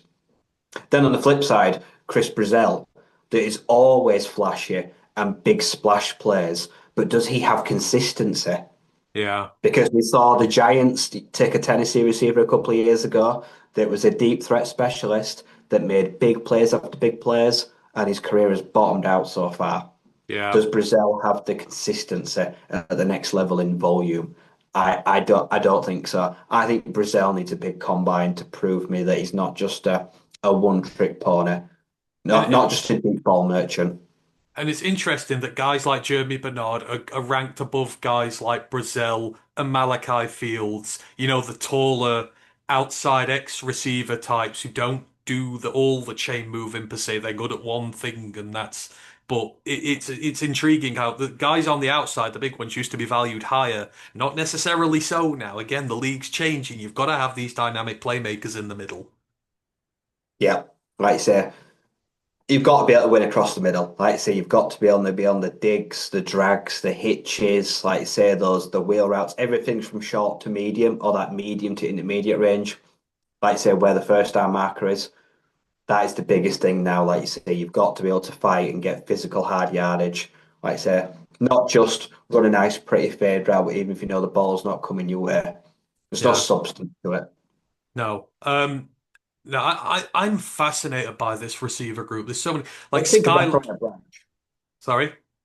Zachariah Branch, what do you think? I think he could be the most talented receiver in The, the whole class. see, It I just feels remember. like college has been a bit of a mess for him. See, you remember the young guy who was at ASU once upon a time, and you were massively high on it. You saw what there was in there. It feels like with some of them, there is still that thing to be unlocked in them there. I mean, I would put CJ Daniels in the same bracket. We saw just how talented CJ Daniels was at Liberty. Like, he was just absolutely explosive at everything you want. He's kind of got buried behind Malachi Tony at Miami, but he still had a very good year. Just no one really looked at him, and he's kind of just faded into the background. Zachariah Branch faded into the background, but I think he's had a decent productive. I think he's done well with Georgia. I feel like he should be a top 100 pick. Yeah, I'd expect him to be as well. Like I said, I'm with you that I I do favour, like I said, the return work for me will go work in his favour. I'm a big fan of, like I say, what he does as a specialist. He's a hard worker. He's a dangerous player. He's a threat. For me, I mean, the measurables will be big for Branch. How light is he? I know he's Yeah, not tall. I know he's slender. He's skinny. Like I say, so he's going to have to run a really good 40. I think Branch will probably put out a really good 40. I think the core and the footwork drills and all that be massive. Like I yeah. say, can he broad jump? Can he high jump? Is he athletic, like forwards and upwards, not just in a straight line with speed? So yeah, I think it's going to come down to the athleticism for Branch. Yeah, yeah, absolutely it will. But I think some team's going to really like him, and I think he might go a lot higher than we expect as well. Like, because I think if there's a big run on receivers early, then these guys will get notched up the pyramid a bit again with not having so many other groups around. So, um, but overall, I just think there's so much potential talent in this group, in terms of like hidden stars as well. We've not even mentioned Skylar Bell yet, the Boletnikov finalist. I think Skylar Bell has a good combine. He's an older prospect. He's been in college for a little while, but Skylar is, again, as you can see, he's under the hybrid bracket here. He does a lot of good work from the slot, but you put him on the outside as well. He's very aggressive when he plays. He's got a chip on his shoulder. He remembers his Wisconsin days when he was forgotten about, and um, I think he's incredibly underrated, and I'm looking forward to seeing his drills. He's a very good route runner. He's done some return work as well, which I'd like to see him do, which will boost his value. But Skyler is very talented. There's a lot of other guys in here. You look at this Chase Roberts, the BYU receiver. I'd like to see him again. I think with his catching, just his receiver work in general, he's another who can just play all over the field. I'd like to see that versatility showcased with him. I'd like to see him run a quicker 40 because I don't think he's going to run the quickest 40 out of all the receivers who are going to be there. But he is talented as anything. For those who are on Anthony Schwartz watch this year, by the way, receiver who's done a lot in college, not much in college, but is really fast. Brennan Thompson, I think it's him as your guy. It's the Miss State one. Yeah, the Apparently, guy he who can missed run. it. He can He's run. he's expected to potentially crack that average shot at the top at the 40-yard dash time. He is, yeah, He torched Arizona State. He's like a top 50 player potentially. yeah. Small, but he is just electric. He is. And then the other one, Chris Hilton Jr., the LSU one, he can apparently run about 23 miles an hour, but he's got like 800 receiving yards in 5 years of college at LSU. So that kind of shows you everything you need to know. Elijah Sarrett, I think he's best contested catcher. He's got the most contested catches of any receiver coming to this combine group. He is, the guy who you throw it up, he'll go and get it. Mendoza has absolutely trusted him implicitly this year, but he's been incredibly productive his entire college career. I'm just looking forward to seeing Sarrett do well. He's got great hands, great routes, he's physical. They're gonna love him there at the combine. Um, Outside of that, there's some other names we've seen in the past. I know, Ryan, you've been a big Reggie Virgil fan over the years, the Texas Tech one. What do you Yeah, fancy good his? transfer. He had a good transfer year. He made the right move this year. Like I say, 6'3", 210, 215. Very much an outside physical possession receiver. Like I say, had himself a good year on the outside, like I say, contested catches, physical catches for first downs. He's a chain mover. Had a very productive career in the red zone with the University of Miami, Ohio Redhawks. I think he's a very talented guy. Older guy. He's been around in college longer. Like I say, used up his eligibility, but like I say, had a big time transfer. Like you say, and he maximised the most of it. He was a key part of the Red Raiders on offense. Yeah, if you're looking for a more established possession receiver and some good in the red zone, I don't think athletically, I don't think he's going to test well. I've never looked at him and thought he's not fast. He's not the most nimble. Like you say, yeah. So he could do good cones, good forward. Like I say, if he just stabilizes, like say his day is like a day two, early three kind of round guy. Yeah, yeah, absolutely. And then the two FCS guys. Obviously, you mentioned very, very well last week that Daniel Sobkovitz, the best receiver in the FCS, is not here at the combine. But there are two guys who are Bryce Lance. Obviously, his name carries weight, the North Dakota State guy, and Jalen Waltall from Incarnate Ward, who is a very good receiver in his own right. What do those two need to do to gain more recognition in this class? Which has a lot of depth to it. It's not going to be easy for them. They're gonna. What do they need to show to stand out from the pack? Uh, Bryce has got the production. He's also got the build. I hope Bryce is like 6'4", like 210, 258. I hope that's not a fiddle when he comes in at like just under 6'2", 6'1". If he is 6'3", 6'4", he's got the production, he's got the build, good 40'll help. Like I say, he's never been a burner. like I say, I expect him to do very well in the drills. He's a smart player. He's had a good, productive career. One of the more dominant players in recent years at that level. I think, yeah, I think he just needs to basically stand on his numbers, put together a good combine. I think with, like I said, the interviews and like I said, the tape and that, pretty smart. I think he'll win coaches over straight well. Walpole, like I say, I mean, like I say, he's a complete unknown, even like I say, the shadow of Bryce Lance. Like I said, in kind of word. He, I suppose, might have the most to gain out of every single player on the list. If he goes out there and, like say, puts in, like say, a fantastic short shuttle, or like say, puts together a fantastic cone drill, and like say, looks good in receiving skills, I think people will be like, whoa, who's this kid? Like I said, then go watch the highlights. Yeah, he's got a lot more to gain. Like I say, I suppose Lance is can only really lose. Walpole, from where he's starting from now, can't really lose anything. He can kind of just make a name for himself. So yeah, probably someone a lot of people are looking forward. Like I said, because Pilly's an unknown entity. Yeah, yeah, I agree. And it's good for them that the likes of Jalen Coker's balling out in the NFL right now because teams are taking a second look at these FCS receivers. They've got a lot of talent to them, but yeah, like you say, it's a shame Sobkovic in there. I think he'd have killed this the way he plays, but we'll see him at his pro day. I'm sure a lot of teams will go for that. So I think that is everyone I really wanted to mention in the receivers group. But it's a good group. I really like this lot, and I'm really intrigued. I don't know. Do you think? I think the Lions will bring in one more. I think they will. I would like to be in like the Malachi Fields. Yeah, I think we bring one in. Like I said, I could see someone like Khalif Raymond maybe being a cap Yeah. casualty this year, which means then I Yeah. bring a receiver in. I just hope it's not Vajan. I know they love Iowa prospects, but I'm just like I don't see what he offers outside of being a returner, See, I think especially if I he's a see in a short. returner like Veteran or Barry and Brown. I think we Yeah. bring in, like, say, someone to spice up the return game. See, I'd love Barry and Brown. I don't know where his Oh, prediction is right. I feel like he's early day three as a yeah. He's worst case. explosive, he's fast, he's durable, he's just little. He's got Yeah, production, loads of production at Kentucky, and then was a big part of the LSU team. Like I say, it'll just be how well does he measure? Has he got yeah, little stick arms, little like baby hands? Probably. yeah. Oh dear.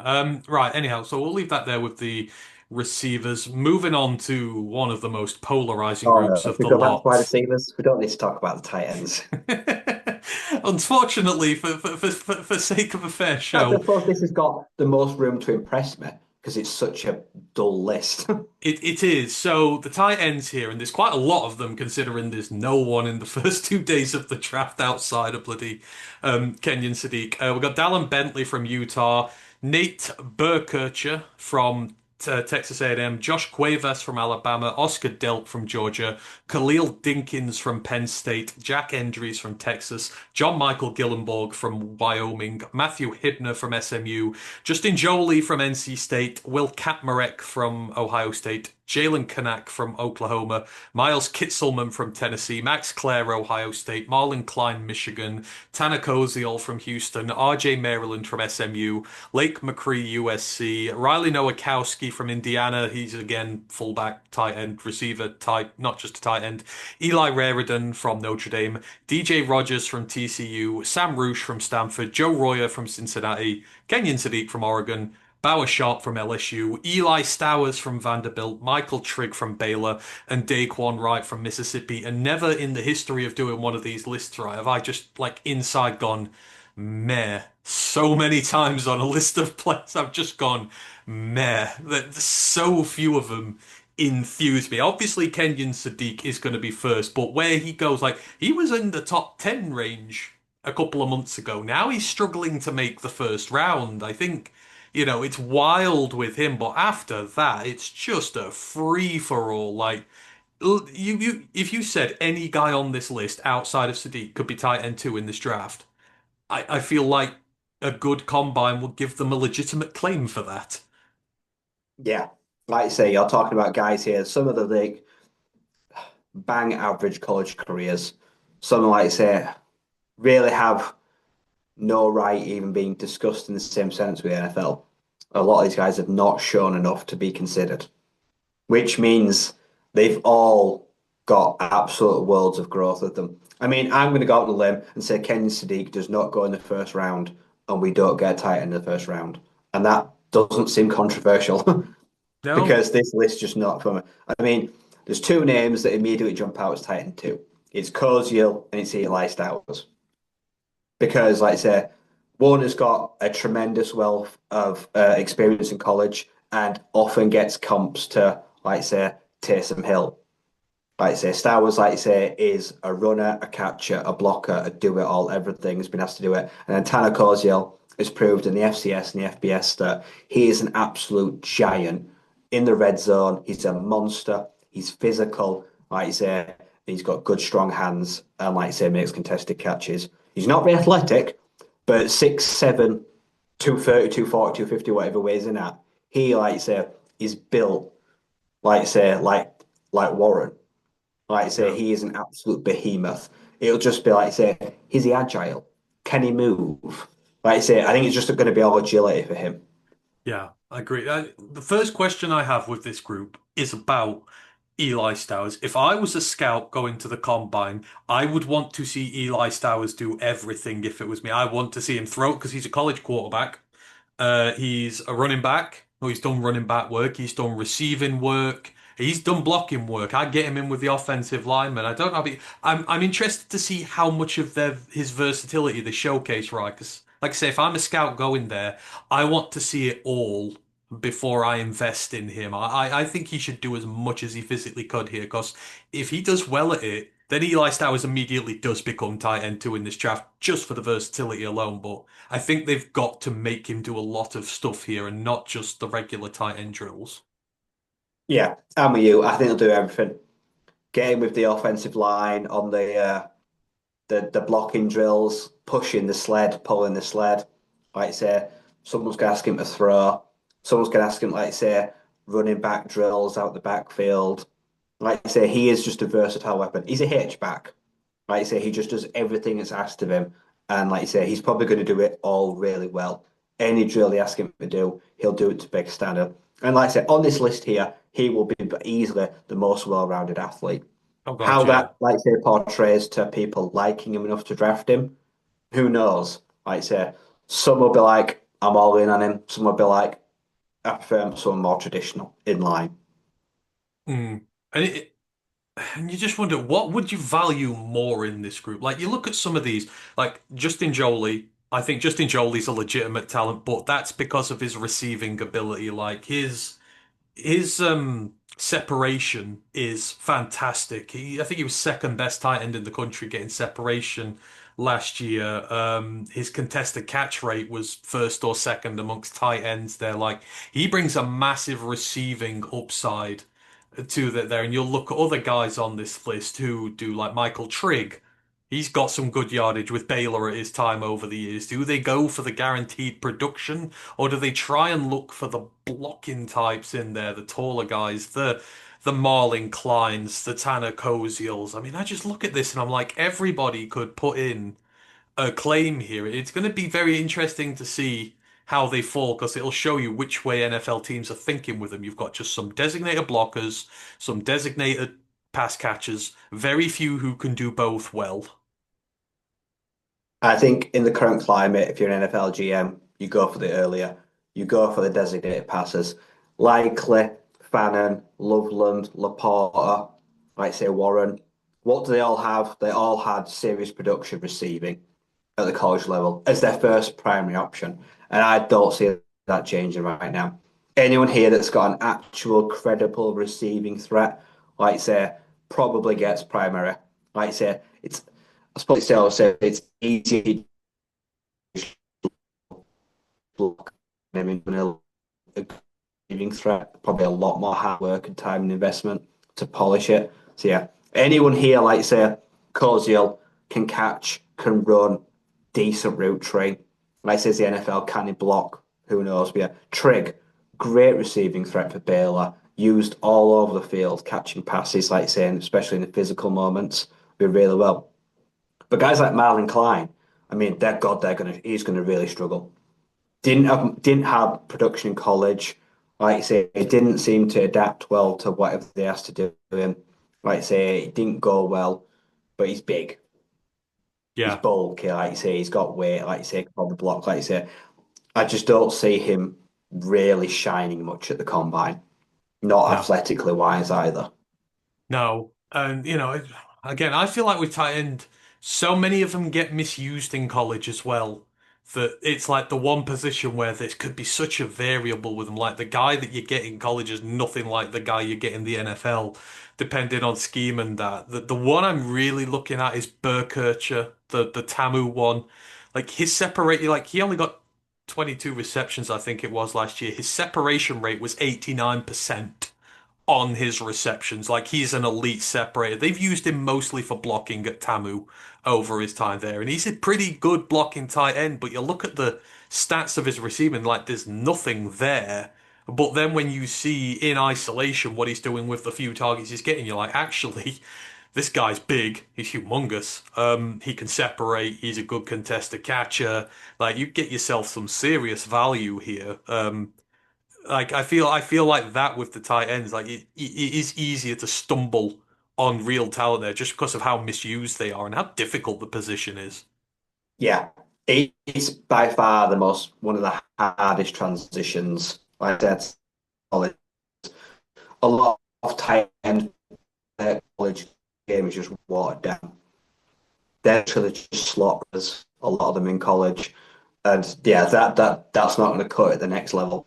If you can't play in line, yeah, like I said that. Oh, sorry.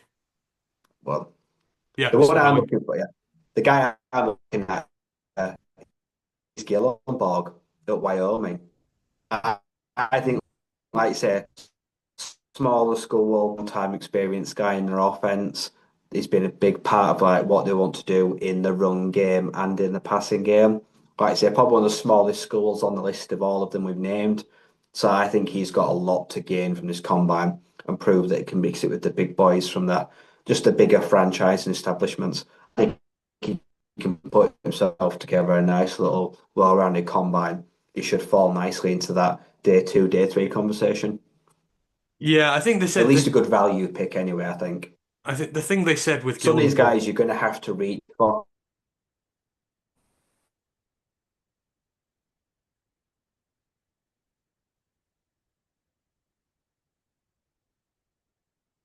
Oh, bloody hell. Sorry. I think we're just no, we're good. So yeah, the thing with Gillenborg I saw was it's just it's been the inconsistent. It's been the same with so many of them. He didn't have over 65 yards in a game last year as a receiver, and the blocking's sort of inconsistent. Same with Oscar Delp. Like he looked great last year, but no Brock Bowers, no help there. He's just taken a step back this year. Cuevas was meant to be big, kind of took a step back. It's just been they've been so wildly inconsistent, which is why I think the class is as rough as it is. Yeah, like I say, it's a lot of guys that have shown flashes, lack consistency over multiple years. And yeah, it's going to be a big down year for tight ends, which makes it, I suppose, even easier to find a hidden gem. You take, like you say, Oscar Delp or Josh Wade after, like say, a sixth round pick, and they turn into, like you say, in 2 years, a solid tight end too. Then yeah, you're going to get some serious bang for your buck in this class. Oh yeah, I think there'll be a big run eventually in day three where you'll just see them go in a massive swathe I in couldn't one tell you how go. many of them are going to test well. I don't feel like many of them are going to be superior athletes. I feel like a lot of tight ends just don't test well anyhow, because again they're sort of The part way 40s are between never really that good they're part because way they're so between right. yeah, like some of them are more built to be sixth linemen, some of them are more built to be slot receivers. So I feel like there's such a variation in the position. There's not a it's very hard to grade them because they're so varied in what they call. And then you'll get the chunkier ones will be sort of fullbacks and bits like that as well. It's really hard to grade them in the combine. But yeah, how many do you reckon go top 100? I think there's Sadiq. I think Koziel with a good one has one, and I think Justin Jolie goes with a good one. I'm not, and potentially You cap it at Stowers. between two and a half to three and a half max. Because I've seen Trick getting some love. That'll be his receiving stuff.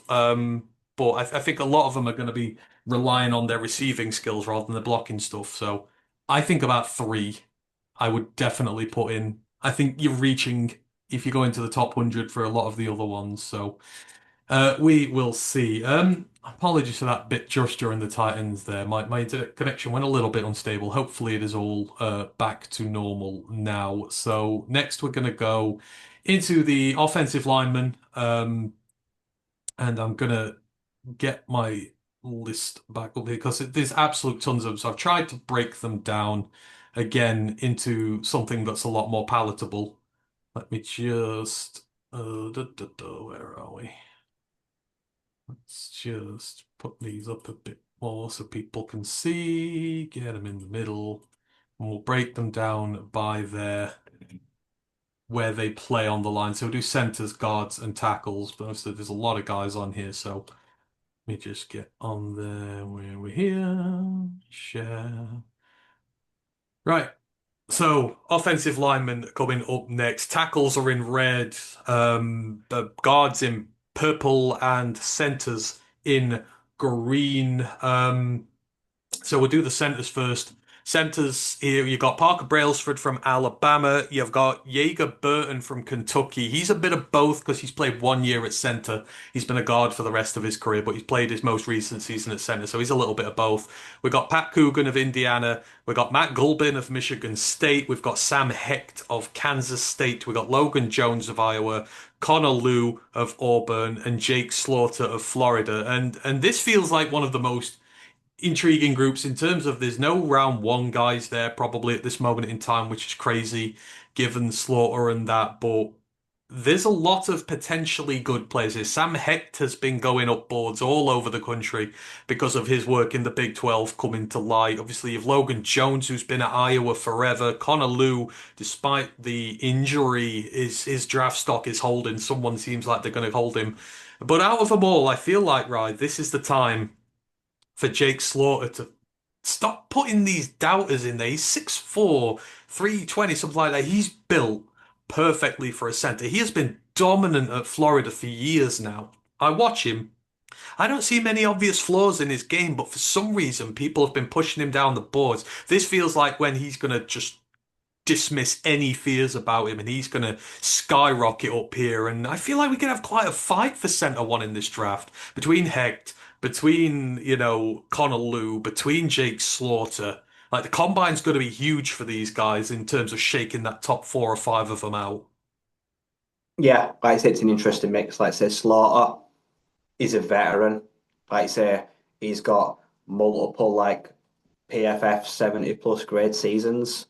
Like I say, the Gators, he's like I say, I think a two-time captain. I think he's got like at least 30 starts under his belt and a couple of thousand Loads. snaps. He's like I say, he is by far the most experienced, like I say, big name profile center in the class. Like I say with you, like I say, he's well built. The arms length's okay, the hands are okay, the weight, the height, it's all there. He's got the experience. Like I say, he just needs to put together a semi-competent combine. Like I say, show some athletic profile to be able to get to next level. Like I say, as a blocker for that, like I say, get to the linebackers, get to the safeties in those kind of like say run games. And if you want to do any formations where you pull him, and that'll be the only knock on him. Like you say, you can't touch the play, the reps, the amount of snaps, the experience. If you talk him, like say late round two, early round three, a plug and play right now. I'd say Jake is probably the only guy on the list right now. Like say, and then Lou, like say, a new kid on the block, as you say, dreadful injury at the worst time. You're gonna pick him, stash him, see how he recuperates, see if you can ease him into the job at some point in the near future. Great Auburn career, like say, amongst like say a reasonable sample size, but for him, like you say, before the injury, everyone thought consensus centre one probably would have been like say top 40 pick just outside the first now. But now it feels like that, so that injury knock is going to slide on him. How about you, Logan at Iowa? There's just something about those trench warfare at Iowa that just makes great offensive linemen, whether it's interior or exterior. He's a well experienced guy, plays a strong run game. He's great, he's physical. I think it's a great year to need a centre or need a centre in 12 months' time. plenty of guys here you're going to get in like rounds 3, 4, 5, and could all go out to be at least bang average starters at the next level. And you don't look for perfection from the centre thing, like you say. It's very rare you ever get the perfect centre. You don't hit on many in the class. You kind of just look for average and then get the best like elite guard play around them, which just makes everybody look better. But yeah, I'm with you. The fight for centre one now is very intriguing, and how high someone's willing to go for one of these names if they do put together a strong combine. And I mean, Sam Hecht's the big name right now. Yeah, like these Big 12 centers, I think people sometimes overlook them, but Creed was a Big 12 center. Like, people have been seeing the dominance against some good, like they've been showing his tape against Lee Hunter and Skylar Gill Howard at Texas Tech, like one of the most fearsome pairs in the country. Like he's not back down to anybody. He's Big 12 tough, and you feel like if he can kind of back up the tape that people have been seeing with the athletic ability at the combine, like you figure he could shoot up into a day two, a high day two slot, something like that. Yeah, he's gone up against some of the best defensive line players in the country. Like you say, he's well battled in a very competitive Big 12. Like you say, he's shown, like you say, flashes of, like you say, strength, athleticism, leadership, composure. Like I say, everything's needed from a good centre. He's well rounded. The tape's good. So yeah, someone like I say that could be a big riser in a position where you only get a handful of good centres in every draft class. Like I say, it's never more than that. Like I said, to try force your way into that group is not easy. But he could be one of the biggest risers from the household names we've mentioned so far. Yeah. He could be the outlier. Yeah. And then the other outliers are the guys who've just transferred there. Like Matt Gulbin's getting a lot of praise. The Miss State center, it's just been his first year there. He was the old Wake Forest guard. He's had a real good year at center. Jaeger Burton's had a good year at Kentucky, a 1 year guy. So yeah, center class is going to be interesting. In terms of the guards, so you've got Evan Bernstein from Northwestern, Chase Basontis from TAMU, Joshua Braun, Kentucky, DJ Campbell from Texas, Fernando Carmona from Arkansas, although technically he's been a tackle most of his career, but he played guard this year. Inez Cooper from Miami, Jalen Farmer from Kentucky, Vega Ioane from Penn State, Mika Morris from Georgia, Fabechi Nwewu from Oklahoma, Emmanuel Pregnon from Oregon, Jaden Roberts from Alabama, Kalen Rutledge from Georgia Tech, Billy Shrouth from Notre Dame, Bo Stevens of Iowa, Logan Taylor of Boston College, Dylan Wade of Auburn, Jeremiah Wright of Auburn. And this kind of starter ends right. Ioane, is this a case of the combine is how high can he get himself in this draft on the back of like if he has a physically dominant combine, like his tape is dominant. I guess he's just got to do the physicals and the interviews now, but it just kind of feels like a how high can he get himself here? Yeah, if he shows that at that height and weight, he's strong, mobile, athletic, and agile across short distances, and he's able to be a proper serious menace, pulling and getting to the next level. I mean, it's the sky's the ceiling. It's not where, like, say, if he's the first guy off the board, it's where he's taken and just how high he could potentially be taken. So for him, it's all about just put the tools on display, like you say, kill the measurements and then go out there and just show you're an athletic freak. And like I say, you won't have to worry. Like I said, they'll be scrambling for his signature. Yeah, you feel like he could push that top 10, don't you? If he could really knock it out. Because again, people have seen everyone laughed when the Seahawks took Zabel at 16 There's a a bell, couple of yeah. years ago. I had him in my mock and people were like, you can't take a guard that Yeah, high with I that. wanted And him it's as well. like, yeah. And what have the Seahawks just done with Zabel in that team? They've just won a Super Bowl. That first round pick worked well for them. So you figure that's going to work well for Ioane. If he just knocks it out, like people will go for him near the top 10, which could be good for us as well. It could knock some edge rushers down. And then outside of that, obviously, Pregnon's the other round one potential guy. He's dominated his entire career at USC and Oregon. I just think he needs to have a steady combine and get his drills done well. And you figure he's going to be round one as well. He's a very high level guard. Yeah. Like I say, he's got some high level play under his belt at multiple schools. He's experienced, he's well rounded. Like I say, good kid, coachable. Like I say, I'm with you, just no mistakes.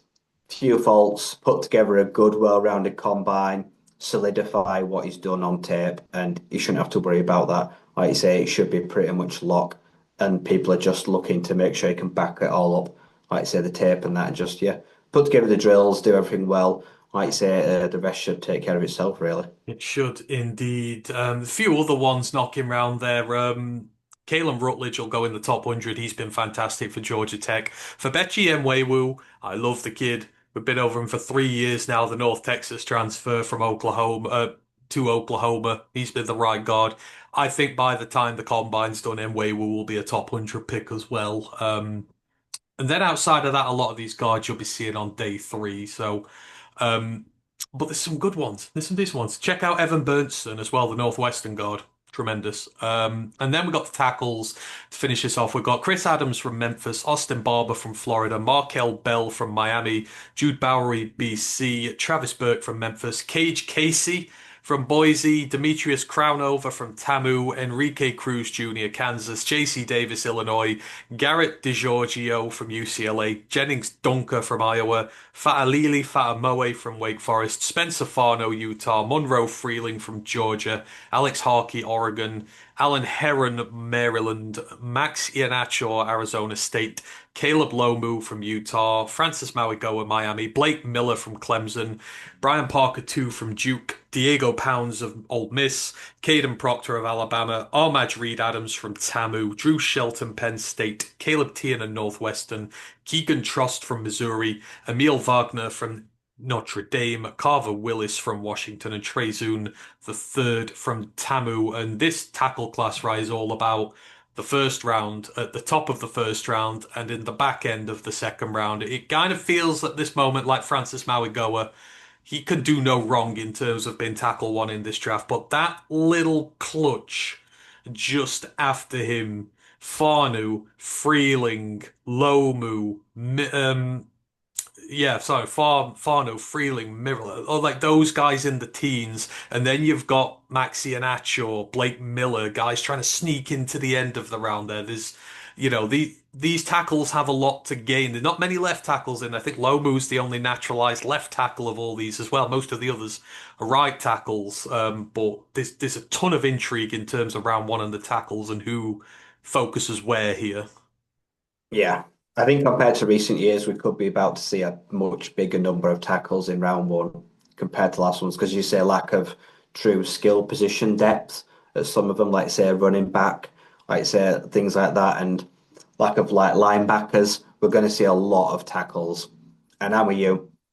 I think a lot of the drills, it's going to be how many of you guys can potentially play left and right? How many of you are just right tackles? Like I say, how many of you are not tackles at all? How many of you will have to play guard because, like you say, your arms are too short? Like I say, your hands are too short. Like you say, you're not tall enough, you're not heavy enough. So the measurables with the offensive tackles is always just massive. Like I say, it's one of those where it makes or breaks you. Like I say, Max Iannaccio is one of the biggest risers of the off season. Had a stellar ASU career. Like I say, big, heavy, strong, physical, long term right tackle for Sun Devils. Big off season, showed some tape, like I say, senior ball and that. And now suddenly I've just seen him like seeing a first round mock at like 24.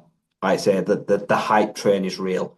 Other day I saw Monroe Feeling to the Lions at 17. I've not seen that guy in the first round all year. So for him, this feels like a huge combine.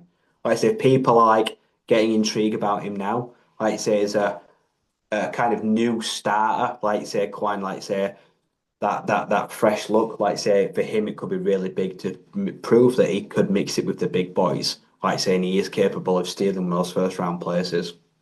It's the Utah tackles which intrigue me. Why is Spencer Farno falling down drafts? I look at him. He's played left tackle for Utah. He's played right tackle for Utah. He's played since he was a true freshman. First snap he could get on the field to when he's finished. He's had 3 years. He's young. He's got so much talent there, and I'm struggling to see where the evaluators are downgrading him from, but they are. It kind of feels like the combine, and for Lomu as well. Lomu's been the left tackle the last 2 years now. You feel like these two just need to get rid of some misconceptions about them that are wrong. I feel like these two both smash the combine. They'll be top 10 picks again. Like, there's no way Spencer Farno should be available to us. If he's there at 17 and the Lions don't take him, I would pitch a tent and I would be very angry. Yeah. They just need to do, I suppose at this point with you, it's damage control. They're sliding. People are probably trying to find reasons to hate them or like say kick them down a bit. They need to just remind everyone of why they are top 15 players in the first place and just go out there, put solid routines, do all the drills, do everything that's asked of them, and just solidify their position as, like say, tackles 2 and 3 behind a clear Mawagoa doesn't need to do anything. Like you say, don't risk injury. Pick and choose the drills you want to do.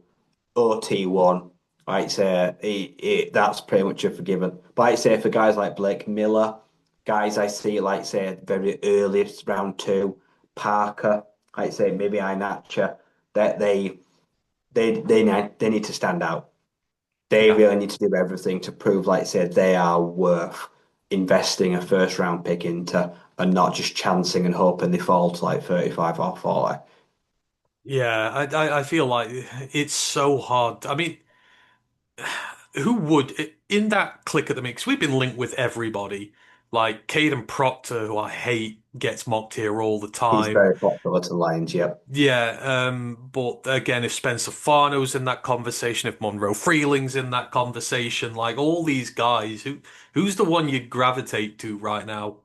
Or would you rather try and go at 49 for someone like Ian or if he falls? I guess it depends who's there, but I'm just not comfy with the tackles at 17 unless it's Spencer Farnu or Caleb Lomu. The Utah tackles are gone. I'm not interested outside of that. Yeah, 17 feels like no man's land. It's like, how aggressive do you be to go up, or do you just wait and move back? Like you say, Blake Miller, Jennings Dunker, Max Ianacha. S- See, with Dunker, I want to see Dunker running sprints all day because he is See, slow I've as seen a lot say fuck. Dunker will be a guard. He is slow as anything. People think he's a lion. Have you seen? He runs like he's in treacle.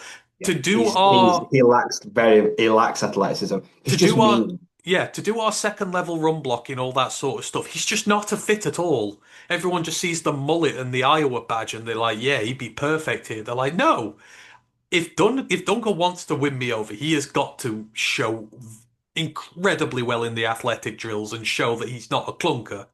Because for me, that's all I see there, right? Like you say, this Iowa team, it's not fancy. It just runs you over, but there's no finesse to it. If Monroe Freeling smashes the draft, I might take him at 17. I'm intrigued. Now he needs to like win me over, like say with some stellar drills. Hmm. Yeah, he He's does. the one I'm looking at. Like you can prove me wrong, like say, and then they haven't just plucked your name out of thin air in a mock draft simulator. No, no, that's not what you want. But Kenan again, Proctor.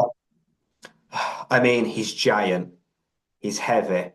He comes from a big school of a production line, like you said, but I don't know. yeah, people see the Stuff Alabama thing and they're like, he's from stuff Alabama. worries me. He does me as well. Like, I don't want to be near either of I'm them. not sure about the stamina, the athleticism, like say, No, I'm not. I don't think he's a future. discipline at times, like say, I don't know. I don't think he's a franchise left tackle. But a lot of these are at the top. You look at, but day two is still very versatile. You've got guys like Caleb Tiernan who are in there who you could pick at 49. That's great. Trey Zoon is the one I'm interested in. He's been Tamu's left tackle for the last 3 years, and I think he's a bloody good tackle. And no one likes him. They say he's a development day three guy.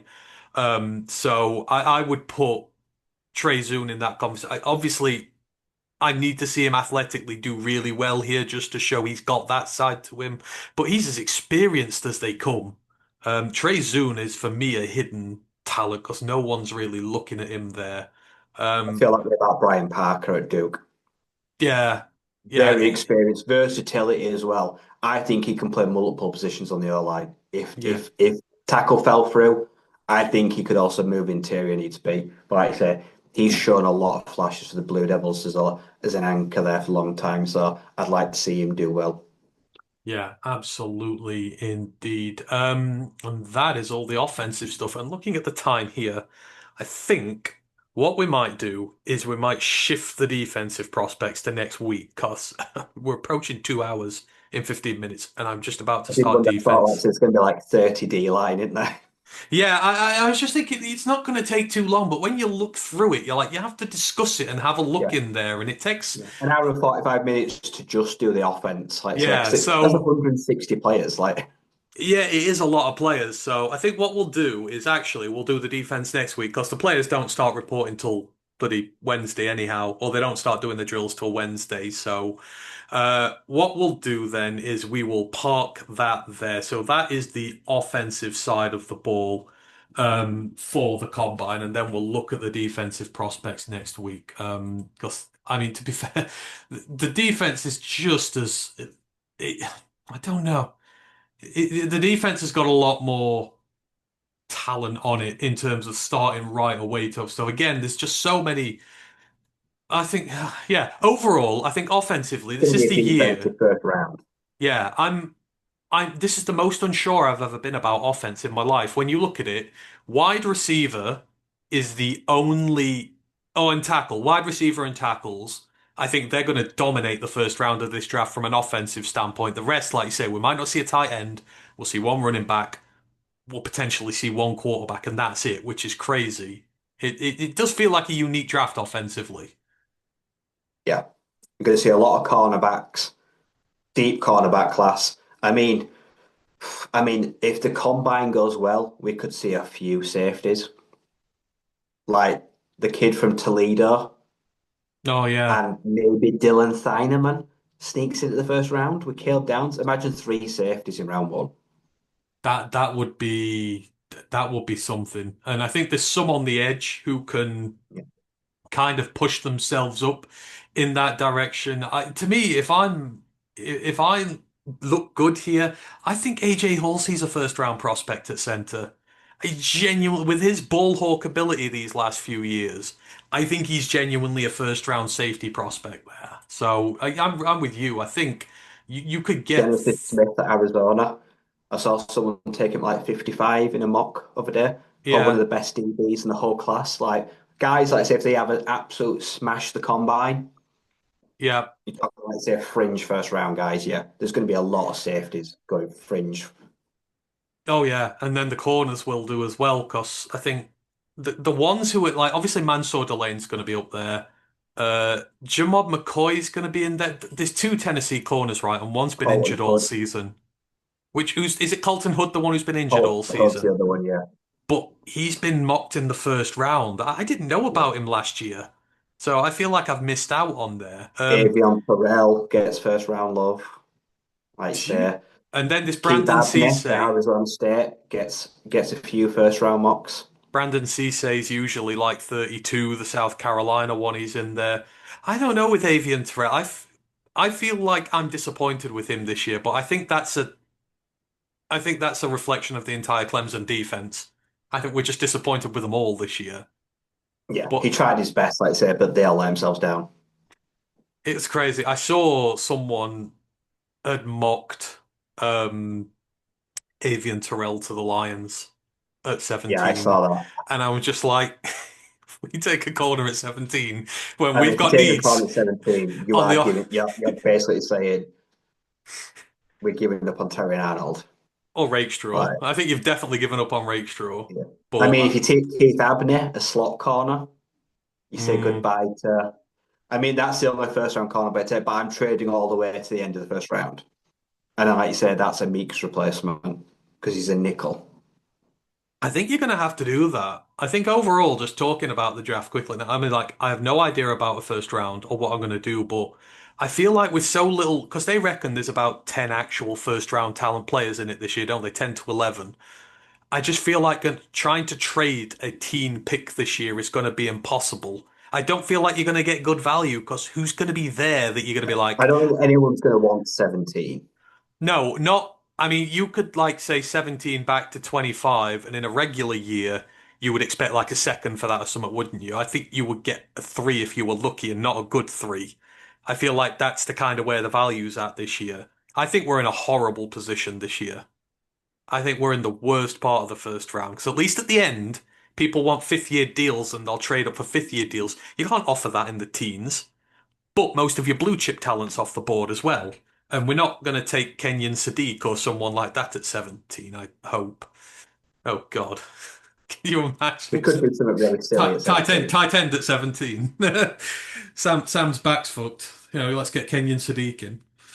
Have Drew Petzing run his two tight end scheme with us with that. What would be your least favorite pick or your least favorite position? Corner. Secondary. I would despise spending 17 on a secondary person. Because you could even argue safety if Branch and Kirby are both really in trouble. You could argue taking a safety at 17, but and corner they're all hurt. So I think there will be some love for secondary there in the war room. It would destroy me if we took one. I can't think what else they do that pick guard. Some people like say Ioane at 17. What are we gonna do with Ioane? Like you are basically rendering Mahogany and Fraser useless at that point because you're gonna play Ioane and Ratledge. You could say, oh, we'll play Fraser at centre. I don't want to see that happen. I think that would really piss me off, but he would be a good player. But I don't know. What are you? Would you be the same? I'm open to a guard, like you say, but you got to be all in that Ratledge is your future centre. Because That Lions fans that think they can get Linderbaum, he's not leaving Baltimore. I'd hate that even more if we got Ioane just to move Ratledge. I'd be even more annoyed. Yeah, Like, because then you've got a rookie centre and a rookie guard. yeah. It would. That's why it's annoying me. So yeah, probably God would piss me off more than at least with secondary. We're not shoehorning someone out the way. We need it. I think God would be, and we'd be giving up on Frazier and Mahogany, which kind of just ruins that prospect. So, I don't know. But then outside, it'd be like the tackles. It'd be getting Caden Proctor. That'd annoy me as well. So, you know. But we're a long way from draft sequencing yet, so with this still time, this pro days and stuff, time for us to change our mind. Who knows? And the combine, everything will change. Free agency's coming up, so the needs of the team change as well. We don't know. Like the picture's going to be vastly different in a month's time, so we will see with that. Anyhow, as I say, we're going to leave that there for today. Sorry for the little interruption through the tight end section, but hopefully it's given you up to speed on the offensive prospects there. And as I say, we'll come back and we'll do the defensive ones next week. In terms of next shows, the main pod, probably do another Q&A on Friday again, so join for that. Um, the HBCU Legacy Bowl is on Saturday. It is getting streamed at 3 p.m. CT, which I believe is 9 p.m. over here, and I believe they're showing it on NFL Network. So if they do, we'll stream the Legacy Bowl, and you come watch that with us. But outside of that, it's draft prospects, and then me and Ryan will be back next week talking the defensive prospects in the combine, on the combine roster. But yeah, we'll have lots of stuff coming up. So yeah, that is everything coming up there. Anything else you want to mention before we get out of here, Ryan? College football wise, anything we've missed, or are we all good? Yeah. I did see a mock draft today. Someone sent Sonny Styles to Lions at 17. And I can't hide how excited that'd make me. But he That, would have to bomb at the combine. He would have to yeah. bomb the combine to fall to 17. Oh, that's the quick question then. Who out of the top 10 would you most love to fall to the Lions? I think the choice would be Sonny Styles or would be Ruben Bain. Because the big Uh, argument with Bain and we'll talk about defensive next week, but Bain and Bailey are both getting people are just ready to rip them apart for their size.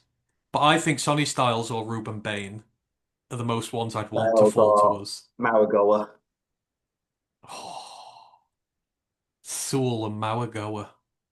I am kind of on the What? train. Like, say, if you can get like the best right tackle, I put Sewell back at left tackle. Or do I So, think Marigoa can play left tackle? so, and it's because I got PFF's one up here they did earlier today. They had Mawagoa falling to 10. At what point does Mawagoa drop to when you're like, hmm, I'm going to start looking at some future picks here and I'm going to maybe get a bit brave? If he got to 10 or 11, I 11 to know we 12, I'm probably going up 5 spots. Yeah. I know we don't have the draft assets, but there would be a point where it would be too tempting to go and do that if Malagoa fell down. Is there anyone else? It'd be Bane or it'd be Sonny Styles. I'm with you though. Sonny Styles would. I'd try to be. It's like when your kid, like if you have a kid and they do something wrong, but you're secretly really proud of them and you want to smile. I'd be like that. I'd try to be angry, but I'd be angry with a big If the ass fans, smile on my face. all the fans would hate it, but I'd be Yeah. like, you're all going to get proved wrong really quickly. Well, see, he solves two issues. He solves depth in your safety room, and he solves your linebacker, your coverage linebacker issue as well. Like he's kind of that starish guy, so it's not just drafting a linebacker. You're filling multiple needs on your team, and you can bring him up to the And defensive rush the line as passer. well. Like, yeah, you can do it all, really. Exactly. For a star linebacker, I'd do that.